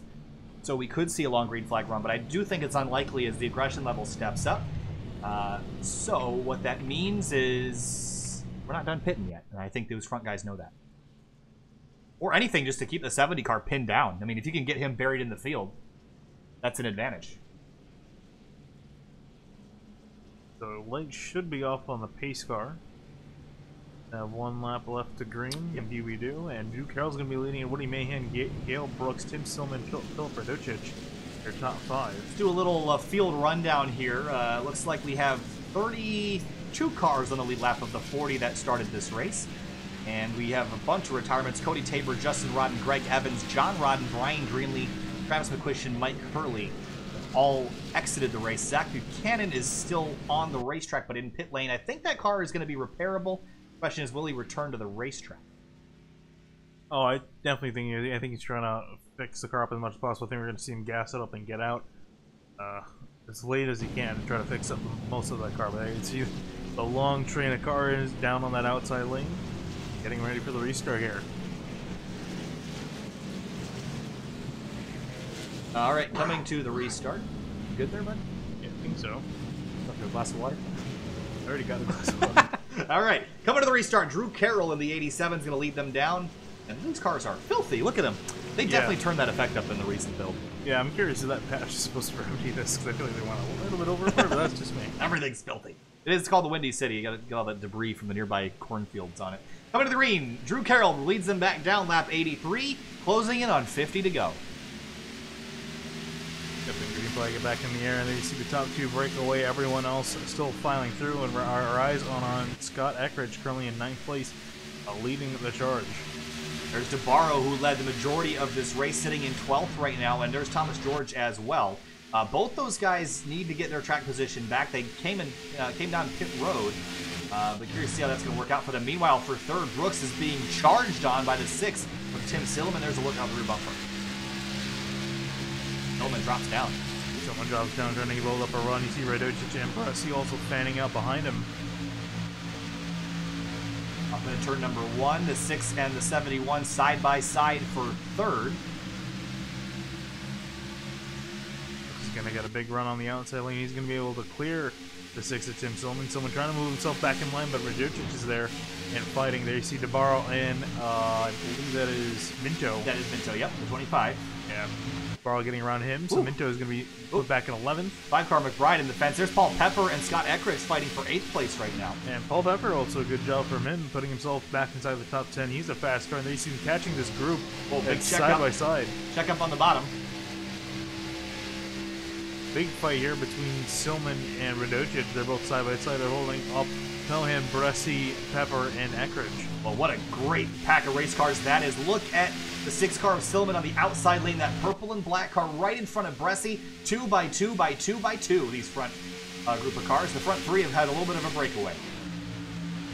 Yeah, I don't know. If these guys can get it sorted out, they should be able to draft back up. If they keep like this, they're going to start losing the leaders. And Radocic is so close to clearing Silman, just not enough. Bressy's got to run. I think he's going to push that 6-car, at least with the aerodynamics. You see Scott Eckrich move his way up to the outside lane. And there's Paul Pepper, who takes a look to the outside. Nick Kohan rolling the bottom. Here comes DeBarro. Where did he come from to the inside? He's going to drive right on through contact. The 70-car gets really loose and gets shoved on backward. That was a very aggressive move by the 27 and DeBarro, but he's got his way back around Eckrich. And DeBarro is going to drive off into 8th. Wow, what a drive. Yeah, indeed. Eckrich got really used up there on corner exit. We'll take another look here. Ooh, Eckrich just got squeezed right here. That was almost a crash for sure.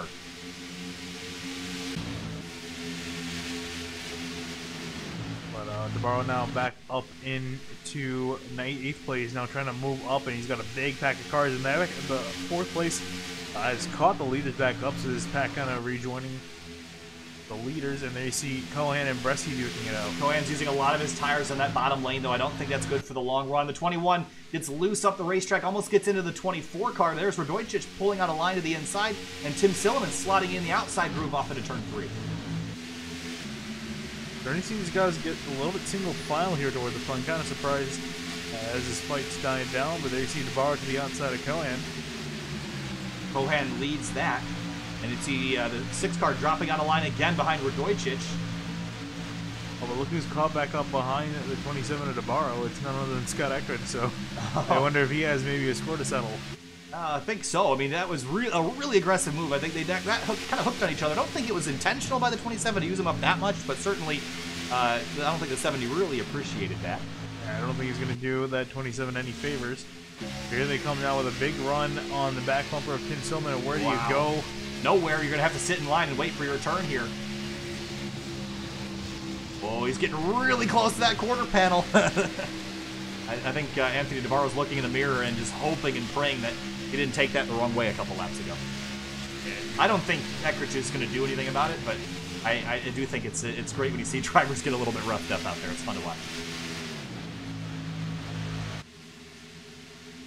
Drivers still here in this mid-pack sorting themselves out. Best battle on the racetrack at the moment. There are a couple other fights going on. Eckrich trying to look middle, 3 wide between Bressi and Kohan. Can't quite make it work, but up the road, DeBarro is on a mission. He restarted down in like 15th, I think. Whoa, Silman pulls right across the nose of the 24, and somehow they don't wad him up on the back straight. Yeah, that was very close, but I can't blame Silman for doing that. He needed to try to get himself up in line, otherwise he's going to just get freight train on the outside. Look at how close we're fighting here. Here comes a 70 to the inside.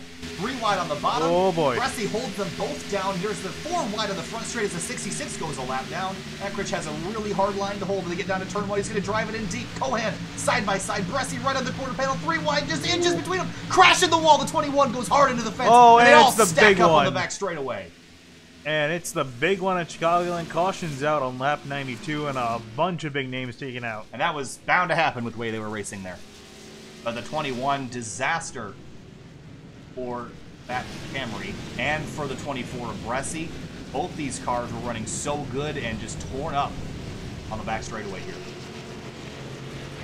And that's a real shame. And a bunch of other cars involved. So that answers your fuel question. We can definitely go now as everyone's going to come back on the pit lane. But let's go back and take a look at how this one happened. Bunch of big names involved in this one. The 70 drifts up the racetrack and just puts these cars in the wall. Mitch Brown, Brett McBride, Kevin Bartelt, and others all taken out. Tough break for a lot of these guys. We'll get it here. Eckrich drives in. This is a hard line to hold here, but he just slips a little bit, and up the racetrack he goes, and they just get into the wall, and Paul Pepper nowhere to go as the field stacks up. Brandon Minto also got a piece of it. You can only run like this for so long. Yeah, these guys are playing with inches here between them. Oh, what a big hit. The outside wall, and Minto almost had that missed. Looped and around. Kevin Bartelt got some damage in that. But the whole field jumped on the straightaway, it seems like. Got a couple more looks at it. We'll ride on board maybe the 51 car. Gets on the brakes immediately, tries to slow down. Actually, this is the 56 of Pelletier, excuse me. He slipped on. What a great job Pelletier did. Yeah, indeed, going all the way to the inside wall. Oh, holy cow. That's how you miss a wreck. Good job, Norm. Yeah, and it's a hard thing to do because you go down there, you have a good chance of spinning yourself out in the grass, but kept the car going straight and was able to get out of that without any damage. On board from the rear end of Scott Eckrich's car.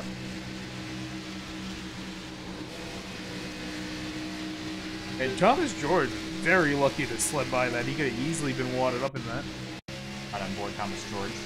Yeah, I mean, and again, the margins these guys are playing with are so narrow. These guys are all, these 3 drivers are some of the most talented drivers in the field, but you're running with inches to play with in Eckrich. If you don't see Eckrich make a mistake a lot, that's definitely on Eckrich, though. You don't see him make a mistake like that often. All right, Mitchell Brown in the lead, obviously coming on down to fix that car. It's destroyed, but I think Drew Carroll is going to re-inherit the lead here on lap number 95. Lead 8 of Woody Mahan in second, Anthony DeBarro will be in third. Philip Deutschich, how about him in 4th place? Good run for the 43 today. While we're under caution again, we'd like to remind everybody about a project that we're trying to do this summer. We've been invited to go out to Gingerman Raceway in Michigan and Road America in September to commentate real-world racing for the Grid Life Touring Cup. We've been invited to go there, but we have no means of getting there, and we need your help to do that.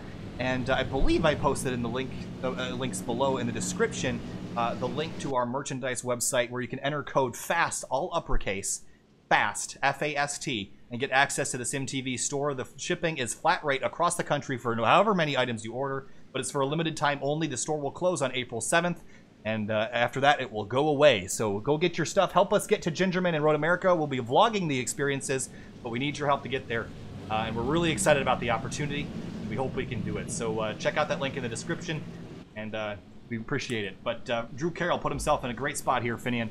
Closing in, we got 40 to go. Who's on your radar? Honestly, I was gonna point out. I would say the 27-43.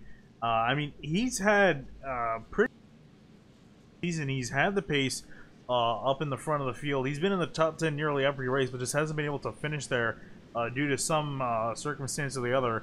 And also has missed a few races. He started 5 races this season.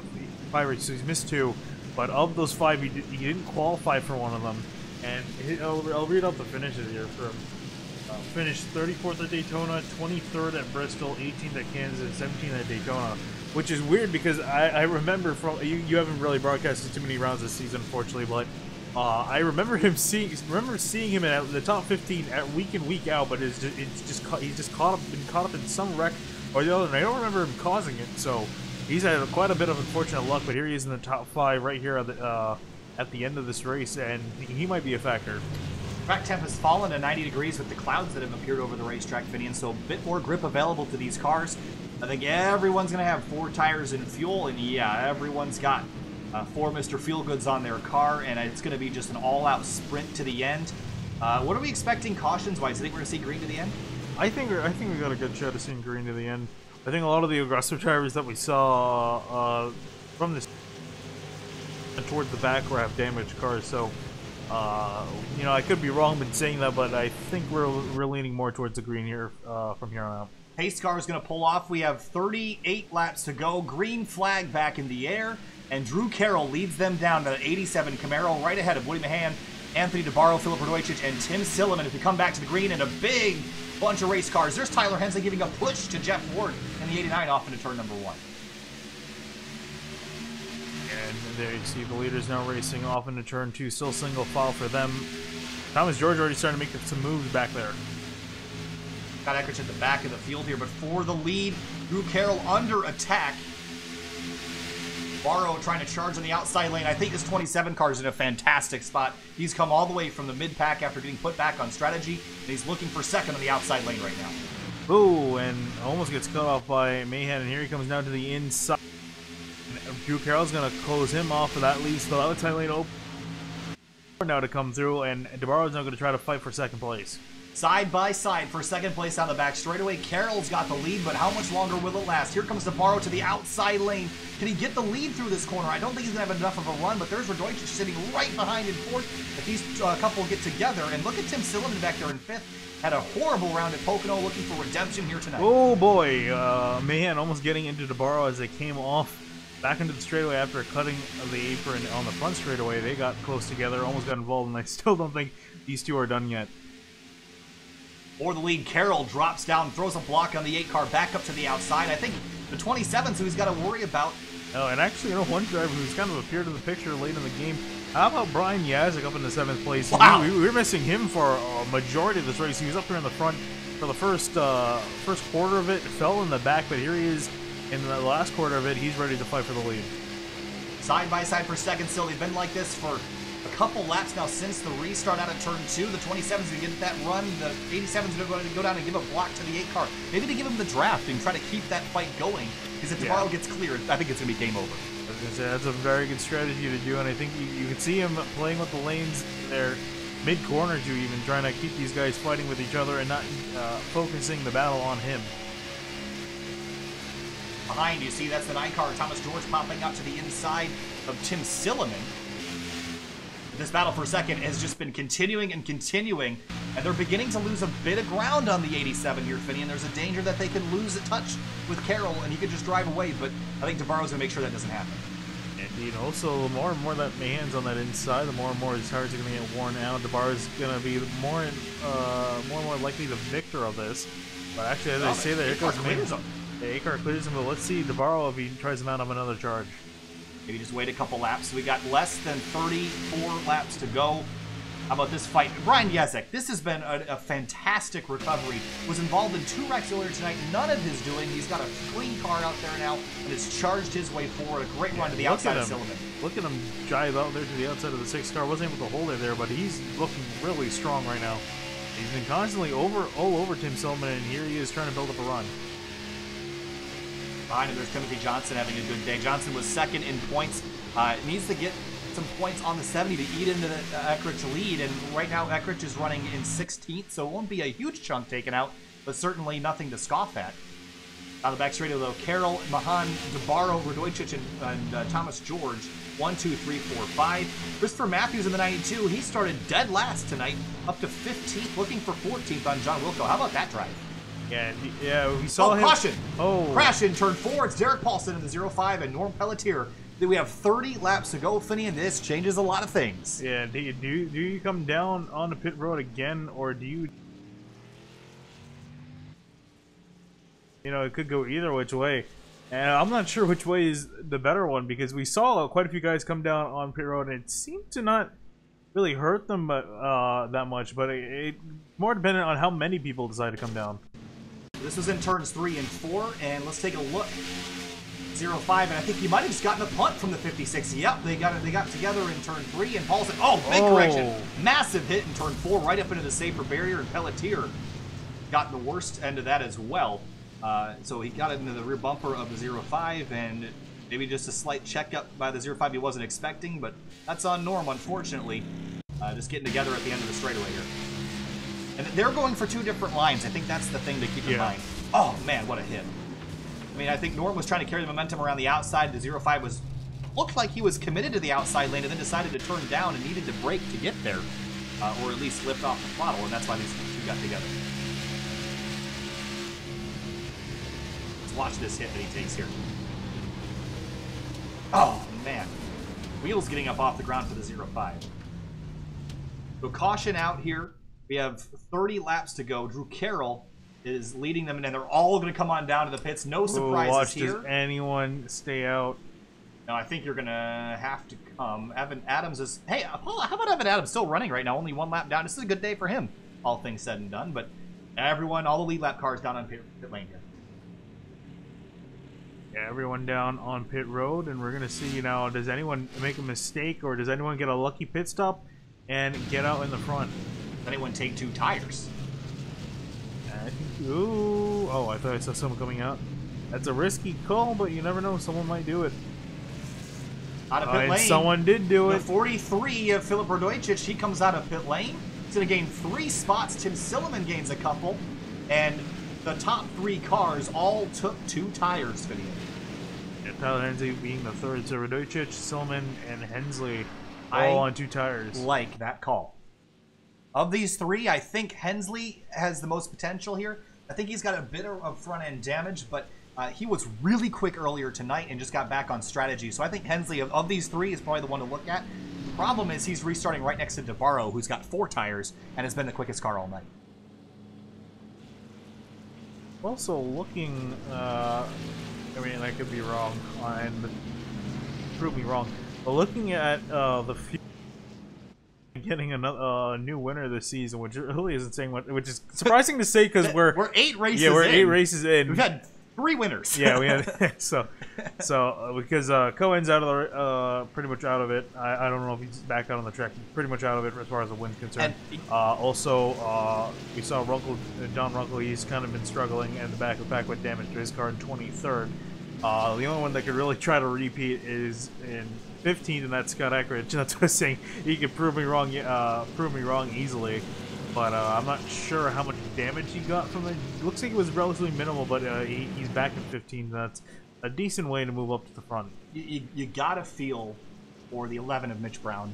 Was having a great run. Yeah, he's been so quick in the races that he has entered, and this one got tangled up in someone else's mess, and I hate it for him because he could have easily finished top 5 tonight. And it's going to be probably 28 that fast. Yeah, I do hope we see him back in coming weeks. So honestly, if he keeps up this pace, he could easily try to get out a win and put himself in the playoffs. So, how about the balance of the race car, Finney? When you take 2 tires on this, you're going to have more grip on the right side than the left, maybe helping the car turn a little bit. I mean, it definitely is going to shift the balance of the race car. And I can't say that tires here seem quite as important as they have at other racetracks, so I think the 2 tires is the call. I just worry about Hensley's position because everyone right next to him and behind him has 4 fresh tires. We'll keep an eye on these front 3. Remember, the front 3, which is the 43, the 6, and the 44. 2 tires, 2 right sides for them. Everyone else has 4. So, see how it goes here. 1 to green. 1 to green, and we're setting up here for one of the last few restarts here. I think this honestly is a good job of being the last one. Yeah, we're on a pretty good green flag run there. Mitch Brown gets the wave around. We'll come back around to the tail end. I see him struggling to get up to speed. He's only at 140 right now. Can't really blame him. That car basically modified status right now. All right, so coming to the restart, Finney, and predictions now that we've shaken up the field a little bit. I'm still putting my money on DeBarro. I know it's kind of a cheap call, but I think that 27's got the pace. Yeah, honestly, I would say so too. But honestly, I'm going to stick with the 43. Again, I think that man's hungry for a win. He's got the pace. He's up here in the front where it matters. And he was honestly looking like a threat in that last run. He was riding in 4th right behind the leaders. I think he's got a good shot. Coming back to the restart, it's going to be lap 109. We're closing in, Finian, on 20 laps to go. And it's almost time for that lap counter to start ticking down after ticking over 124 laps here in a couple minutes. So coming back to the restart, the Best Buy Camaro led or driven by Filip Radojcic. He's going to bring them back down to the green flag. Tim Silliman in 2nd, Tyler Hensley 3rd, green flag back in the air. DeBarro gets a great jump to the outside lane. He's going to go and get around Tyler Hensley. A good jump for the 27. That's going to be dangerous for these front 2. Silliman drives over to try to block the run. He's trying to hold him off here, but Silliman looks like he's going to be caught from middle 3 wide. It's going to get ugly. Hensley to the inside of the 6 car as Silliman checks up mid-corner, and Hensley's going to have a great run for 2nd on the back straight. Look at the 87 to Carroll to the outside, and the 27 jukes over to block him, and we're 3 wide for a moment for 2nd. Hensley slips. Loose. And he's still loose, not able to, and he saves it there, but he's going to lose a ton of track position. Meanwhile, Radojcic still in the lead, but under threat by a lot of cars behind him. Great racing for the top spot here. 2 wide, 3 wide for the lead now. Radojcic has it. Tim Silliman in the outside lane. DeBarro gets cleared. He's going to try to cross him over mid-corner to the inside out of turn number 2. Here's a fantastic run. The 43 is going to go to block below the white line for the spot. The 43 doesn't have to move back over. Contact off into turn 3. The 27 is going to have to give this up. Wreck in turn 3. The 43 goes around into the fence, and everyone gets involved, and that is 100% on DeBarro, and that move was terrible. I'm going to say that right now. There was no reason why the 43 had to give him room there, and the 43 should be parked, or excuse, the 27 should be parked for the end of this race. That's my opinion on that. Yeah, no, I'm going to agree with you. That was a silly move to pull right there. That was a ridiculous move to pull. I mean, we still have over 20 laps to go left in this race. I mean, on the white flag, maybe. No, but like, if you go below the white line, it is your entire responsibility to get yourself back up on the track safely, and the 43 did not have to move here, and the 27 should have backed out of this. But terrible move, and I would not have expected that as someone of DeBarro's status there. So very disappointed in that, and it took out a lot of good race cars. Here's another look. And usually I'm not that critical, but when you take out this many good cars... Carroll, Yazik, and Hensley somehow missed that. A couple other cars coming on through. Let's take another look. And also...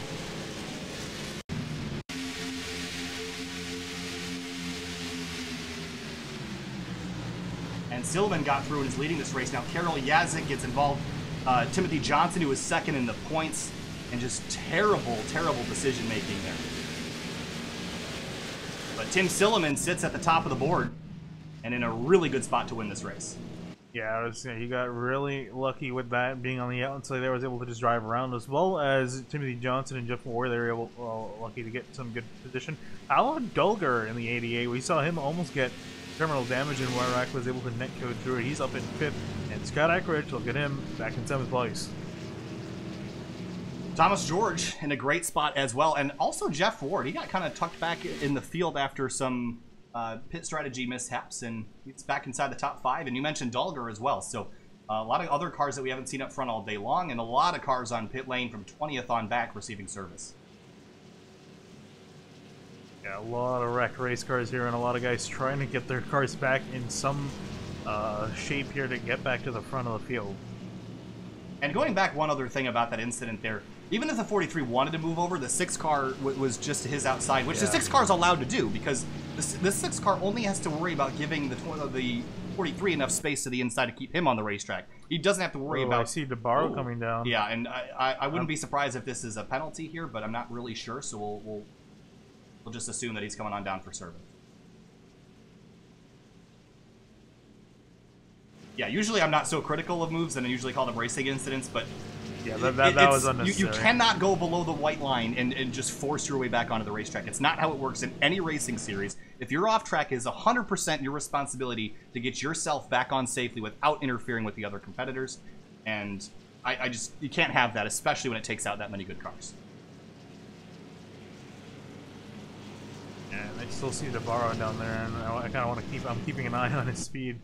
If this is, see if we can get another angle, see if he's in the car. Because I want. Actually, we can just inside the cockpit here. Still is. Yeah. Front of the racetrack. One of the guys you got to feel really bad for, though, is Timothy Johnson. He was in a spot to beat Scott Eckrich tonight and gain a bunch of points. And that's another thing, Finney, is this interfered with the championship battle. Right now, Scott Eckrich has a 60-point lead on Timothy Johnson, and Johnson was going to eat into that tonight, but not meant to be here is Eckrich is back in 6th, and the 28 car is down in 20.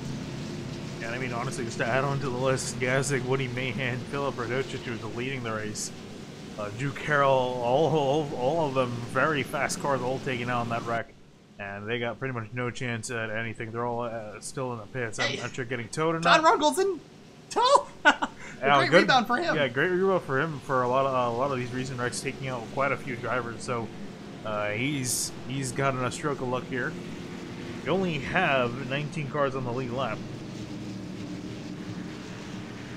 What a change from the beginning of the race. We remember we had 40 cars start this race. How about Evan Adams back on the lead lap in 15th, and very little damage to the right side of that car. This has been a good run. It's been a struggle for Adams to finish a lot of races lately, but that Chicago Cubs car doing quite well at his home track, and excited for Evan to see if he can get a top 15 or top 20 out of this. All right, Finian, we're going to come back down to 20 laps to go. We've seen things kind of get messy here in the late stages. Predictions now. It's Silliman, George, Ward, Dulger, Christopher Matthews in the top 5. Christopher Matthews, Finian, real quick. He's done a great job navigating through the field. Started 39th, is currently running in 5th.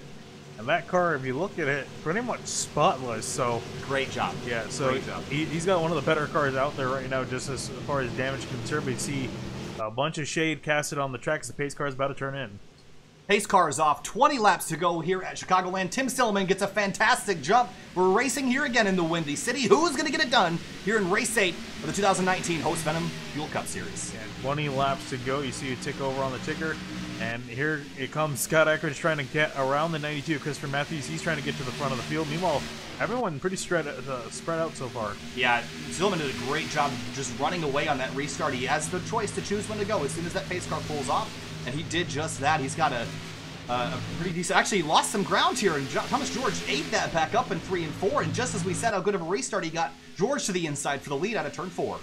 Yeah, these guys starting to fight for the win here. 19 laps to go at the line. How about Jeff Ward? We saw him. He was out of the picture for quite a bit of this race. Here he is back at the front of the field now, fighting for the win. Got a big run. Whoa, here comes Ward. He's going to try to go middle 3 wide. That's not going to work. Contact with the 6 and the 89. Wiggling on the back straightaway. Whoa. He's going to crash on the back straight. No caution so far. He spun to the inside. He's going to be out of it. We remain green. And just like that, another top contender out of the race, coming to 18 to go now. Eckrich is back in this fight in 5th place. George leading the race. Silliman in 2nd. Christopher Matthews up to 3rd, throwing a block on the 70.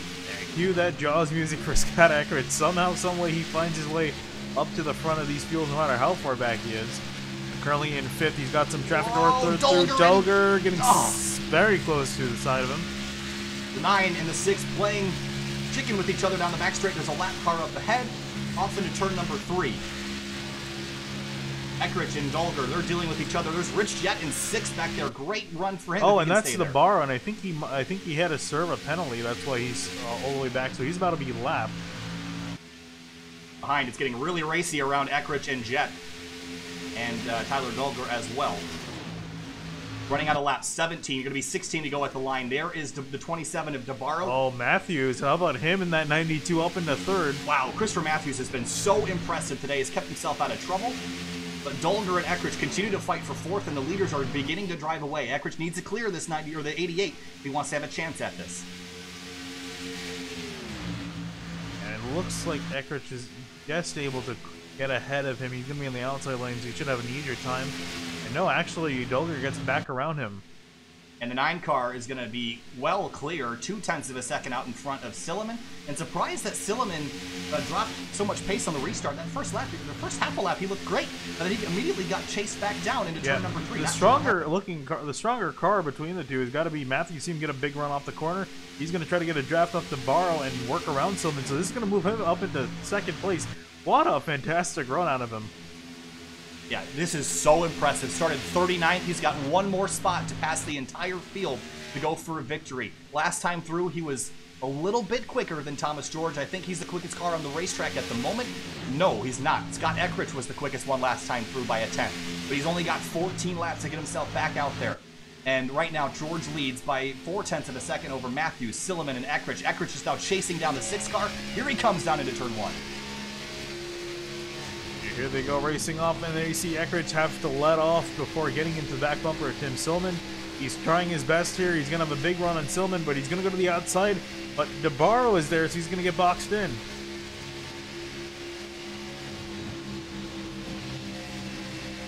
So now where do you go if you're Eckrich right now? Because you can't go to the inside. You can pretty much only make a pass on the outside, but you're going to get... Whoa! Oh, playing with fire there. The 70 car right on the bumper of the 6. And now Rich Jett on the attack, trying to get around Scott Eckrich. Jet also has had a great run tonight. Started 27th up to 5th. You see there's Thomas Presley returning to the racetrack. He is down in, I believe, he's way down the order. Yeah, I think this is him trying to make up some spots. 28th, 20 laps down. So he'll be able to make up into probably 26th, probably 22nd maybe. Yeah, tough break for the 24. What happened to him earlier in the night. But still, race for the lead. Thomas George currently leading, but how about Christopher Matthews looking for a win here? Matthews in the 92. He's only had one top 10 out of the 6 starts he's had this season. Looking for potentially, if he finishes here, he's going to have another top 10, but I think he's going to try to make that top 10 a win. Was this top 10 last week? Yes, it was. I feel like I remember him running well. Yeah, 8th at Pocono. But it's been currently 2 good weeks for that 92. Eckrich clears for 3rd, and now the field's got to be looking back and getting a bit worried. It's 1.1 seconds from the leader back to Scott Eckrich, and they have 12 laps. Make it 11 that George has to outrun him. It's a half a second between George and Matthews. George is the quickest car of these front cars right now, and was even a little bit quicker than Eckrich last time through. So. It's George, Matthews, Eckrich, Silliman, Rich Jett, Tyler Dolger, Brooks, Filarski, Hensley, and Bartelt your top 10. And with 0.6 of a second and 10 laps to go, Thomas George is looking at his first victory of the season if he can just hang on. Yeah, that's going to be the key here. He's gotten away from the pack, so that's going to be a key moment for him as he came through last time. Looks like Thomas George was faster, was the fastest of the leaders. Yeah, Eckrich had to use up a lot of his tires getting around Silliman and Rich Jett, and these guys continue to fight for 4th behind him. So 10 to go here, Finian. 0.6 of a second. George is in the catbird seat, but you cannot make a mistake. You've seen drivers make a mistake and just let Eckrich on through. You cannot do that tonight.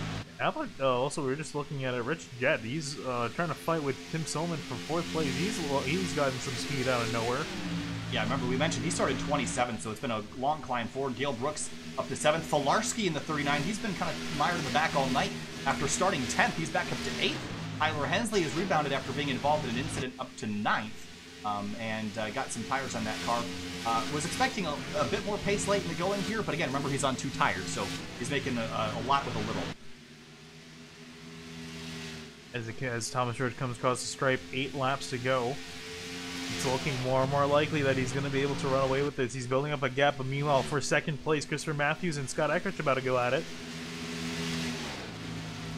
You got the lap car to borrow between them. Yeah, it's now almost a second between Thomas George and Scott Eckrich. It's actually over a second between. It's still 1.1, so Eckrich has not eaten into the lead, and Thomas George has been the quickest car on the track the last few laps. Actually, Tyler Hensley and George were identically quick last time through. So 7 to go. Thomas George leads. Jett and Silliman fighting for 4th. and George could walk away with a win. And I don't want to jinx him here, Finian, but he is looking really good right now in a great spot.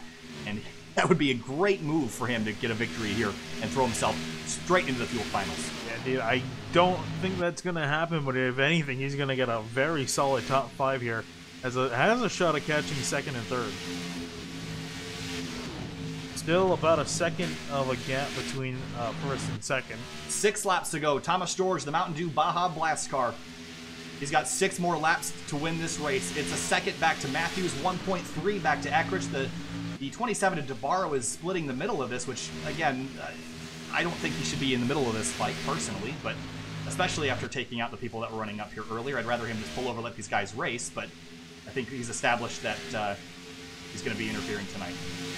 And here comes Eckrich down the... Oh, boy, that got very ugly there. Scott Eckrich trying to do the crossover to the inside of the 27, trying to build up a run. He's going to be now in behind the 92 as they come across the line. 5 laps to go.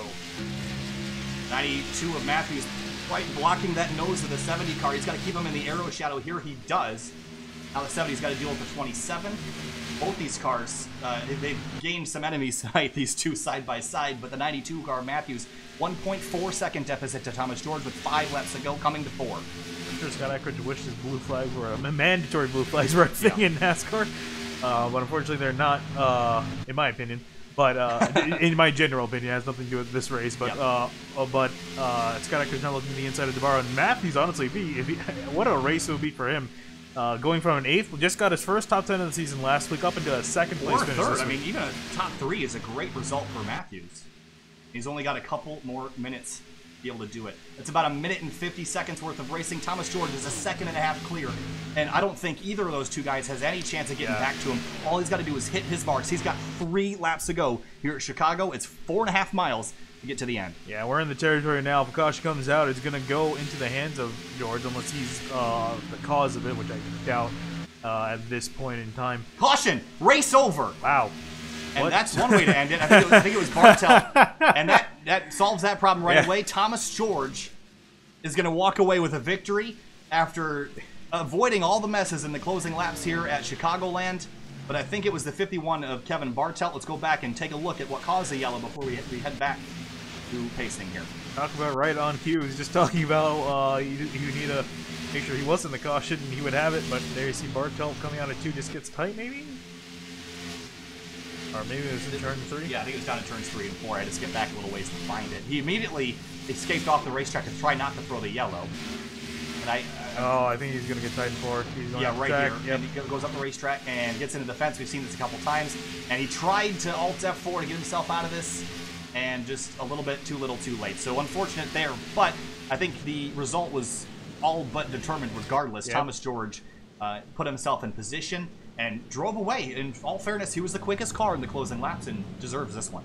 Yeah, indeed. Great job for him, and he will be, once he comes through the final 2 corners, he will be our 4th different winner this season and will lock himself into the Fuel playoffs. So that's really the key here, Finian, is that this locks him into the Fuel finals, and it puts him in contention to win a championship. And this is the points from prior to the race. He was 13th in points, so this will solidly lock him in. Pointing his way in would have been difficult, not impossible, but difficult.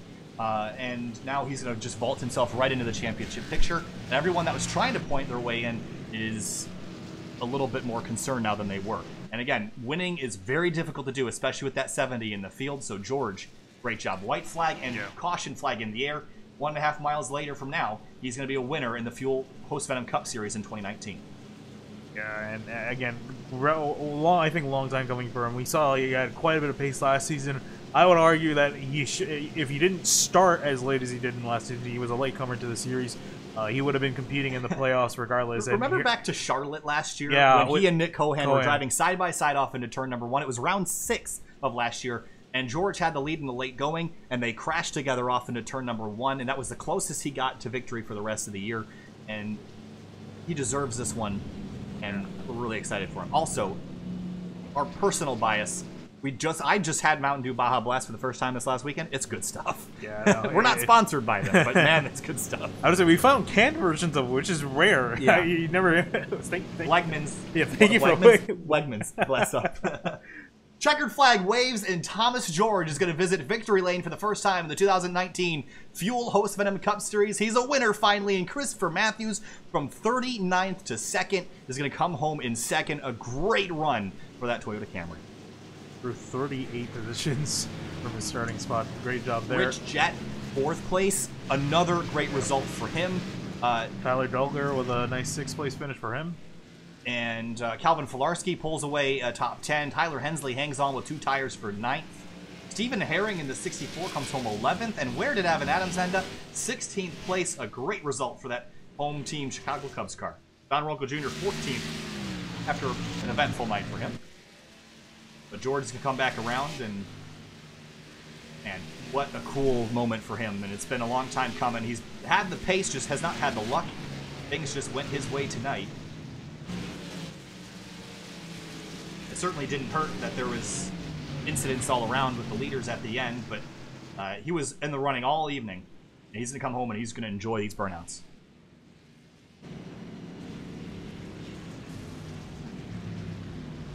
Yeah, well-earned victory. He's going to enjoy these burnouts. Was at the top of the field all day long. See him, I'm sure he's going to be happy to let those tires up for the first time in the Fuel Cup Series.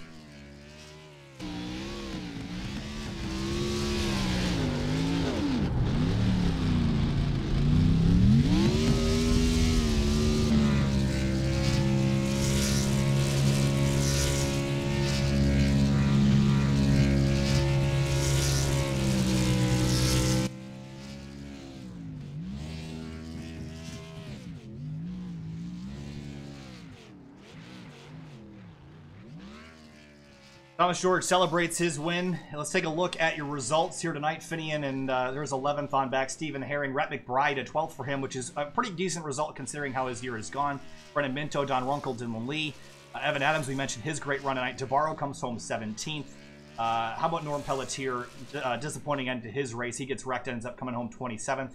Eric Paulson in the 0-5, who got into the incident with him, finishes 28th. Nick Kohan, 30th. Got to feel for Nick, though. He got used up and kind of wrecked out. Yeah. But a lot of DNFs from here on down. It was kind of a messy night, but what a race we saw. There was some great racing up front. Also some really poor decisions by some people we wouldn't expect, which always throws some drama to the mixture, and I think we're going to have some interesting interviews. Oh, indeed, I think we will. Definitely that last one changed up a lot of that finishing order. It took out so many good drivers that we expected to see in the rest of the top 10, but they were caught up in a wreck, and that really shook up the rest of the race. So there is your results. We're going to jump to break momentarily, so don't go away. We will be right back to interview Thomas George, Matthews, and others. Stay with us. We need your help. The Grid Life Motorsports Festival is allowing us to visit Gingerman Raceway in May and Road America in September to commentate broadcasts for the new Grid Life Touring Cup Series. This would be our first opportunity to call real-world racing, but we need your help to get there. We're selling SimTV gear as a fundraiser to help us travel to these events. Click the link in the description and use code FAST to get access and help us out.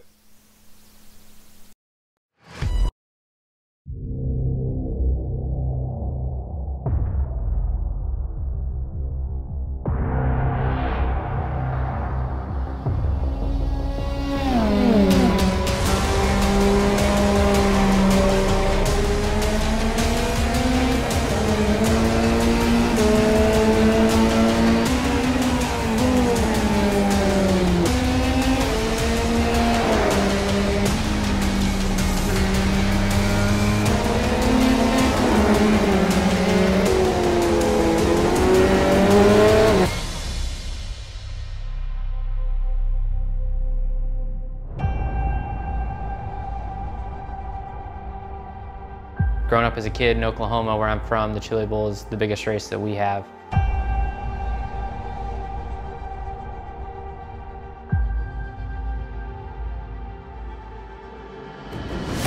The Chili Bowl has kind of been my favorite race of the year.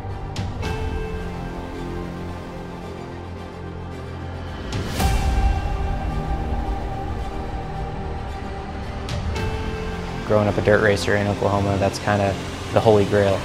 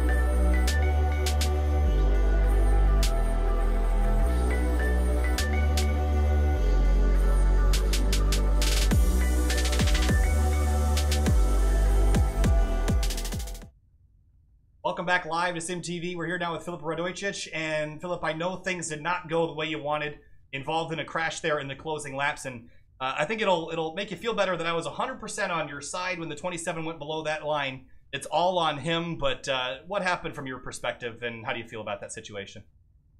I mean, it was just tight racing. I know it was an edgy call to take 2 tires. I saw it work earlier in the season, so I figured, now's a chance if I wanted to win it.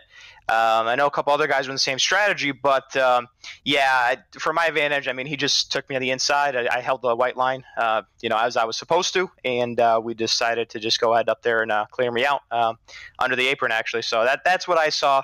I think it was pretty evident to everybody what happened there tonight, and I just hope that the situation gets resolved accordingly.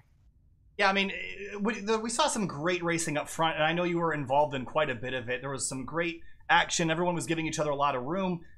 But did that take you by surprise? I mean, a lot of these guys up front are so talented, and it surprised me that the 27 would make a move like that. So were you expecting better out of the people that were around you?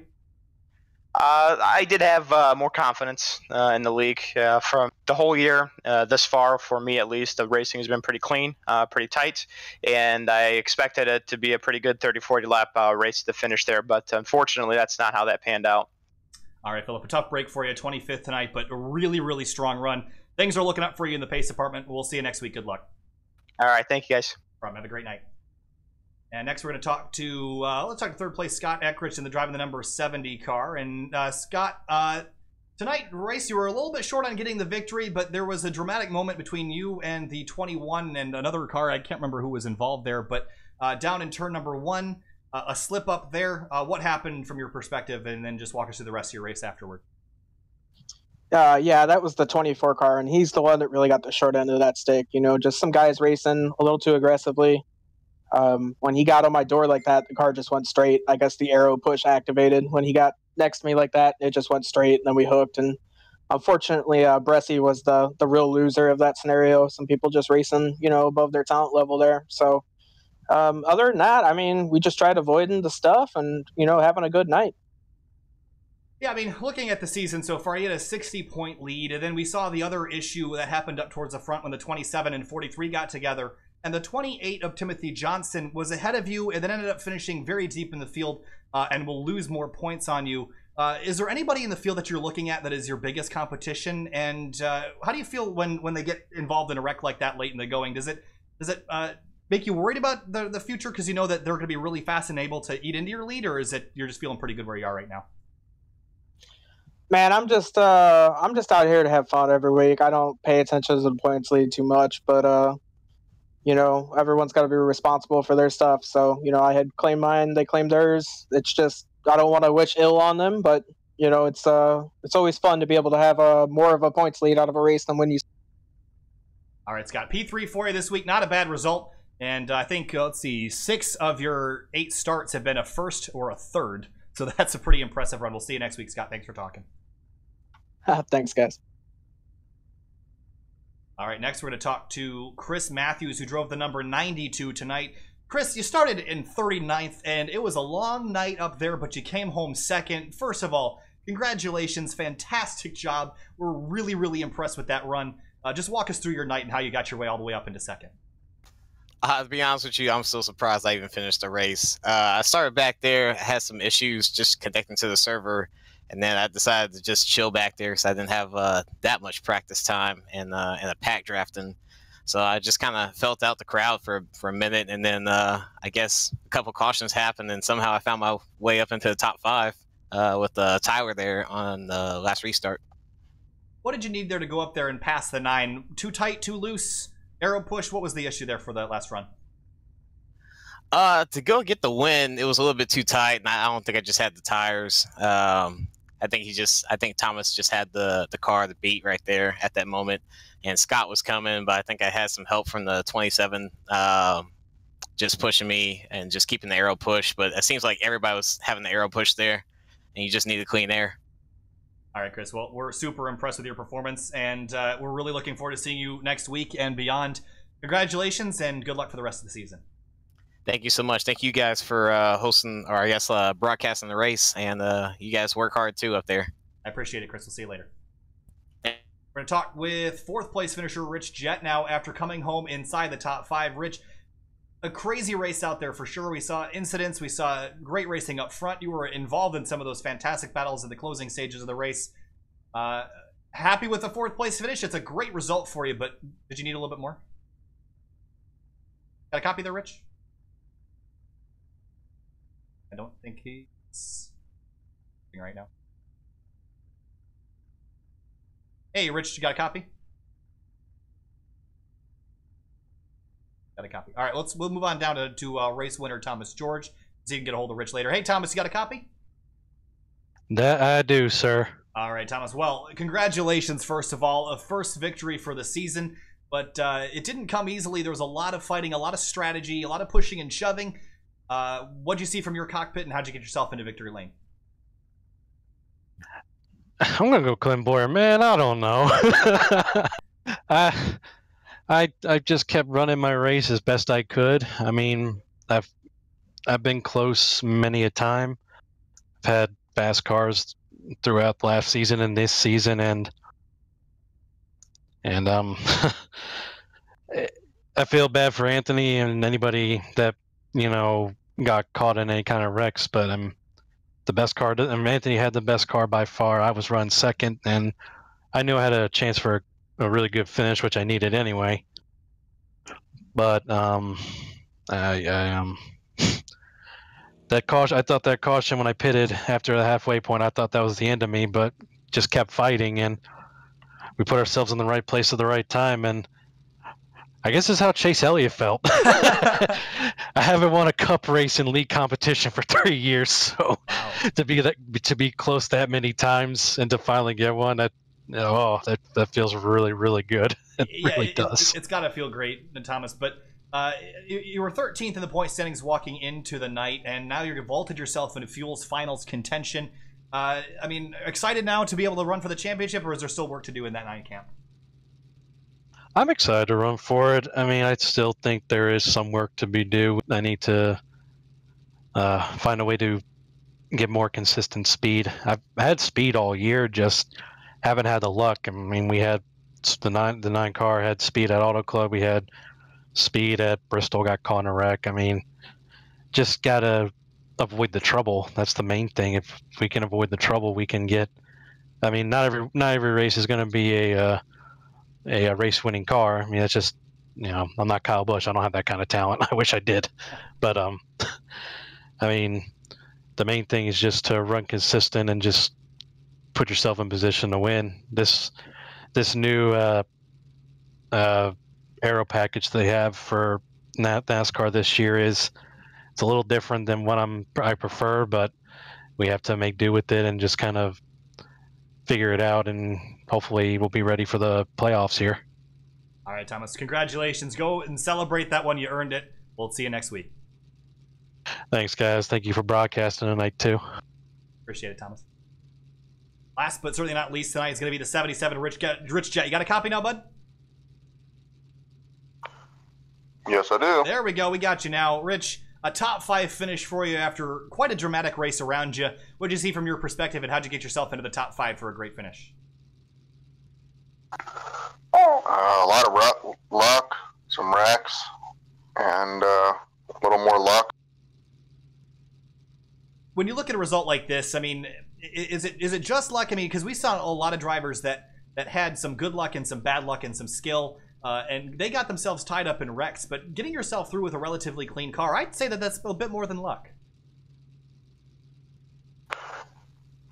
Yeah, I mean, most of the race, I just wanted to make sure I had a clean car at the end. Haven't been able to have any bit of a decent finish mostly all of this year, but on the end of the bad luck, so I had to pray my own good luck. All right, Rich. Well, a top 5 result for the 77 team. Great job. We'll see you next week. Thank you. Well, it concludes the interviews here. Finian missed opportunity. I just realized I had the race winner up for this. It's not this. This was supposed to be the graphic that was up, so my mistake there. I just realized that the 27 of DeBarro had the quickest car all night, and to throw it away like that. I mean, again, I'm going to catch heat for being so critical, but I'm sorry. That was ridiculous and silly, and he could have won that race. He was going to win that race, if he just didn't do that move, and I don't know why he did it. I'm still trying to figure that out. Yeah, I would say there was really pretty much no need for him. If anything, he should have been trying to go for the outside. So it's kind of surprising you didn't try to go to the inside in the first place. Considering too, he preferred the outside lane a lot more in the track. So and he easily could have gotten around Radocic and company, or those guys on 2 tires. So yeah, kind of a question mark there for the 27, but we'll see what he does going into next week. I'm not going to be popular with the fast guys this week, but I also disagree with Scott Eckrich that the 24 and 21 were being too aggressive. There was certainly a lane there for him to have. He pushed up the racetrack, and it wasn't intentional, but I don't think it was the cars on the outside that were at fault for that. There was plenty of room there when he went into the corner, and he slipped up and got those 2 cars in a wreck. So I'll disagree with him on that. So I'm not going to be very popular in the Fuel Discord this week. But at the same time, we call it as we see it here on SimTV, and usually we'll chalk it up to a racing incident, but I'll be critical when I need to be critical. And tonight there was some silliness going on. And for the most part, the racing up front was fantastic, but you got some fast guys that maybe take their speed a bit too much for granted and take advantage of opportunities that they might not, or they shouldn't take advantage of and get themselves into trouble. But things being said, Thomas George, Chris Matthews, fantastic runs for them. Silliman back where he should be, up in the top 5. Yale Brooks, a great result. Dulger as well, 6th place. Some other guys having a great result here after a lot of the front runners ended up wrecked out. Drew Carroll, another one I feel really bad for, ended up 19th after charging to the front and leading in the late race stages. Yeah, but still solid race altogether. Unfortunately, couldn't end under green, but I think the result would have been this. Thomas George at the top of the board, so good on him. Our fourth different winner of the season. We got 3 more rounds before the fuel chase begins, and I think we're gonna be in for a treat this year. That's gonna do it for the coverage tonight. We're off tomorrow night, but we'll be back on Thursday at 8:10 p.m. Eastern Standard Time for Scars Ferrari Challenge from Brands Hatch. Friday is the Virtual Racing League from Indianapolis, and Saturday is Outsider Racing League from, where are we next week? Outsider. I thought it was Rick. I could be wrong. Kansas, that's right. We're at Kansas on next Saturday. So, Outsider Racing League, Kansas, 10 p.m. Friday, 10:30 p.m. at Indianapolis. Thursday, 8:10 p.m. Scars Ferrari Challenge from Brands Hatch. That's what's coming up here on SimTV. Thank you so much for watching. And again, check out that link in the description if you want to check out SimTV merch and help us get to Gingerman Raceway in May and Road America in September. We'll be vlogging the whole experience. Thank you so much for your help. We'll see you on Thursday. Have a great night, everybody.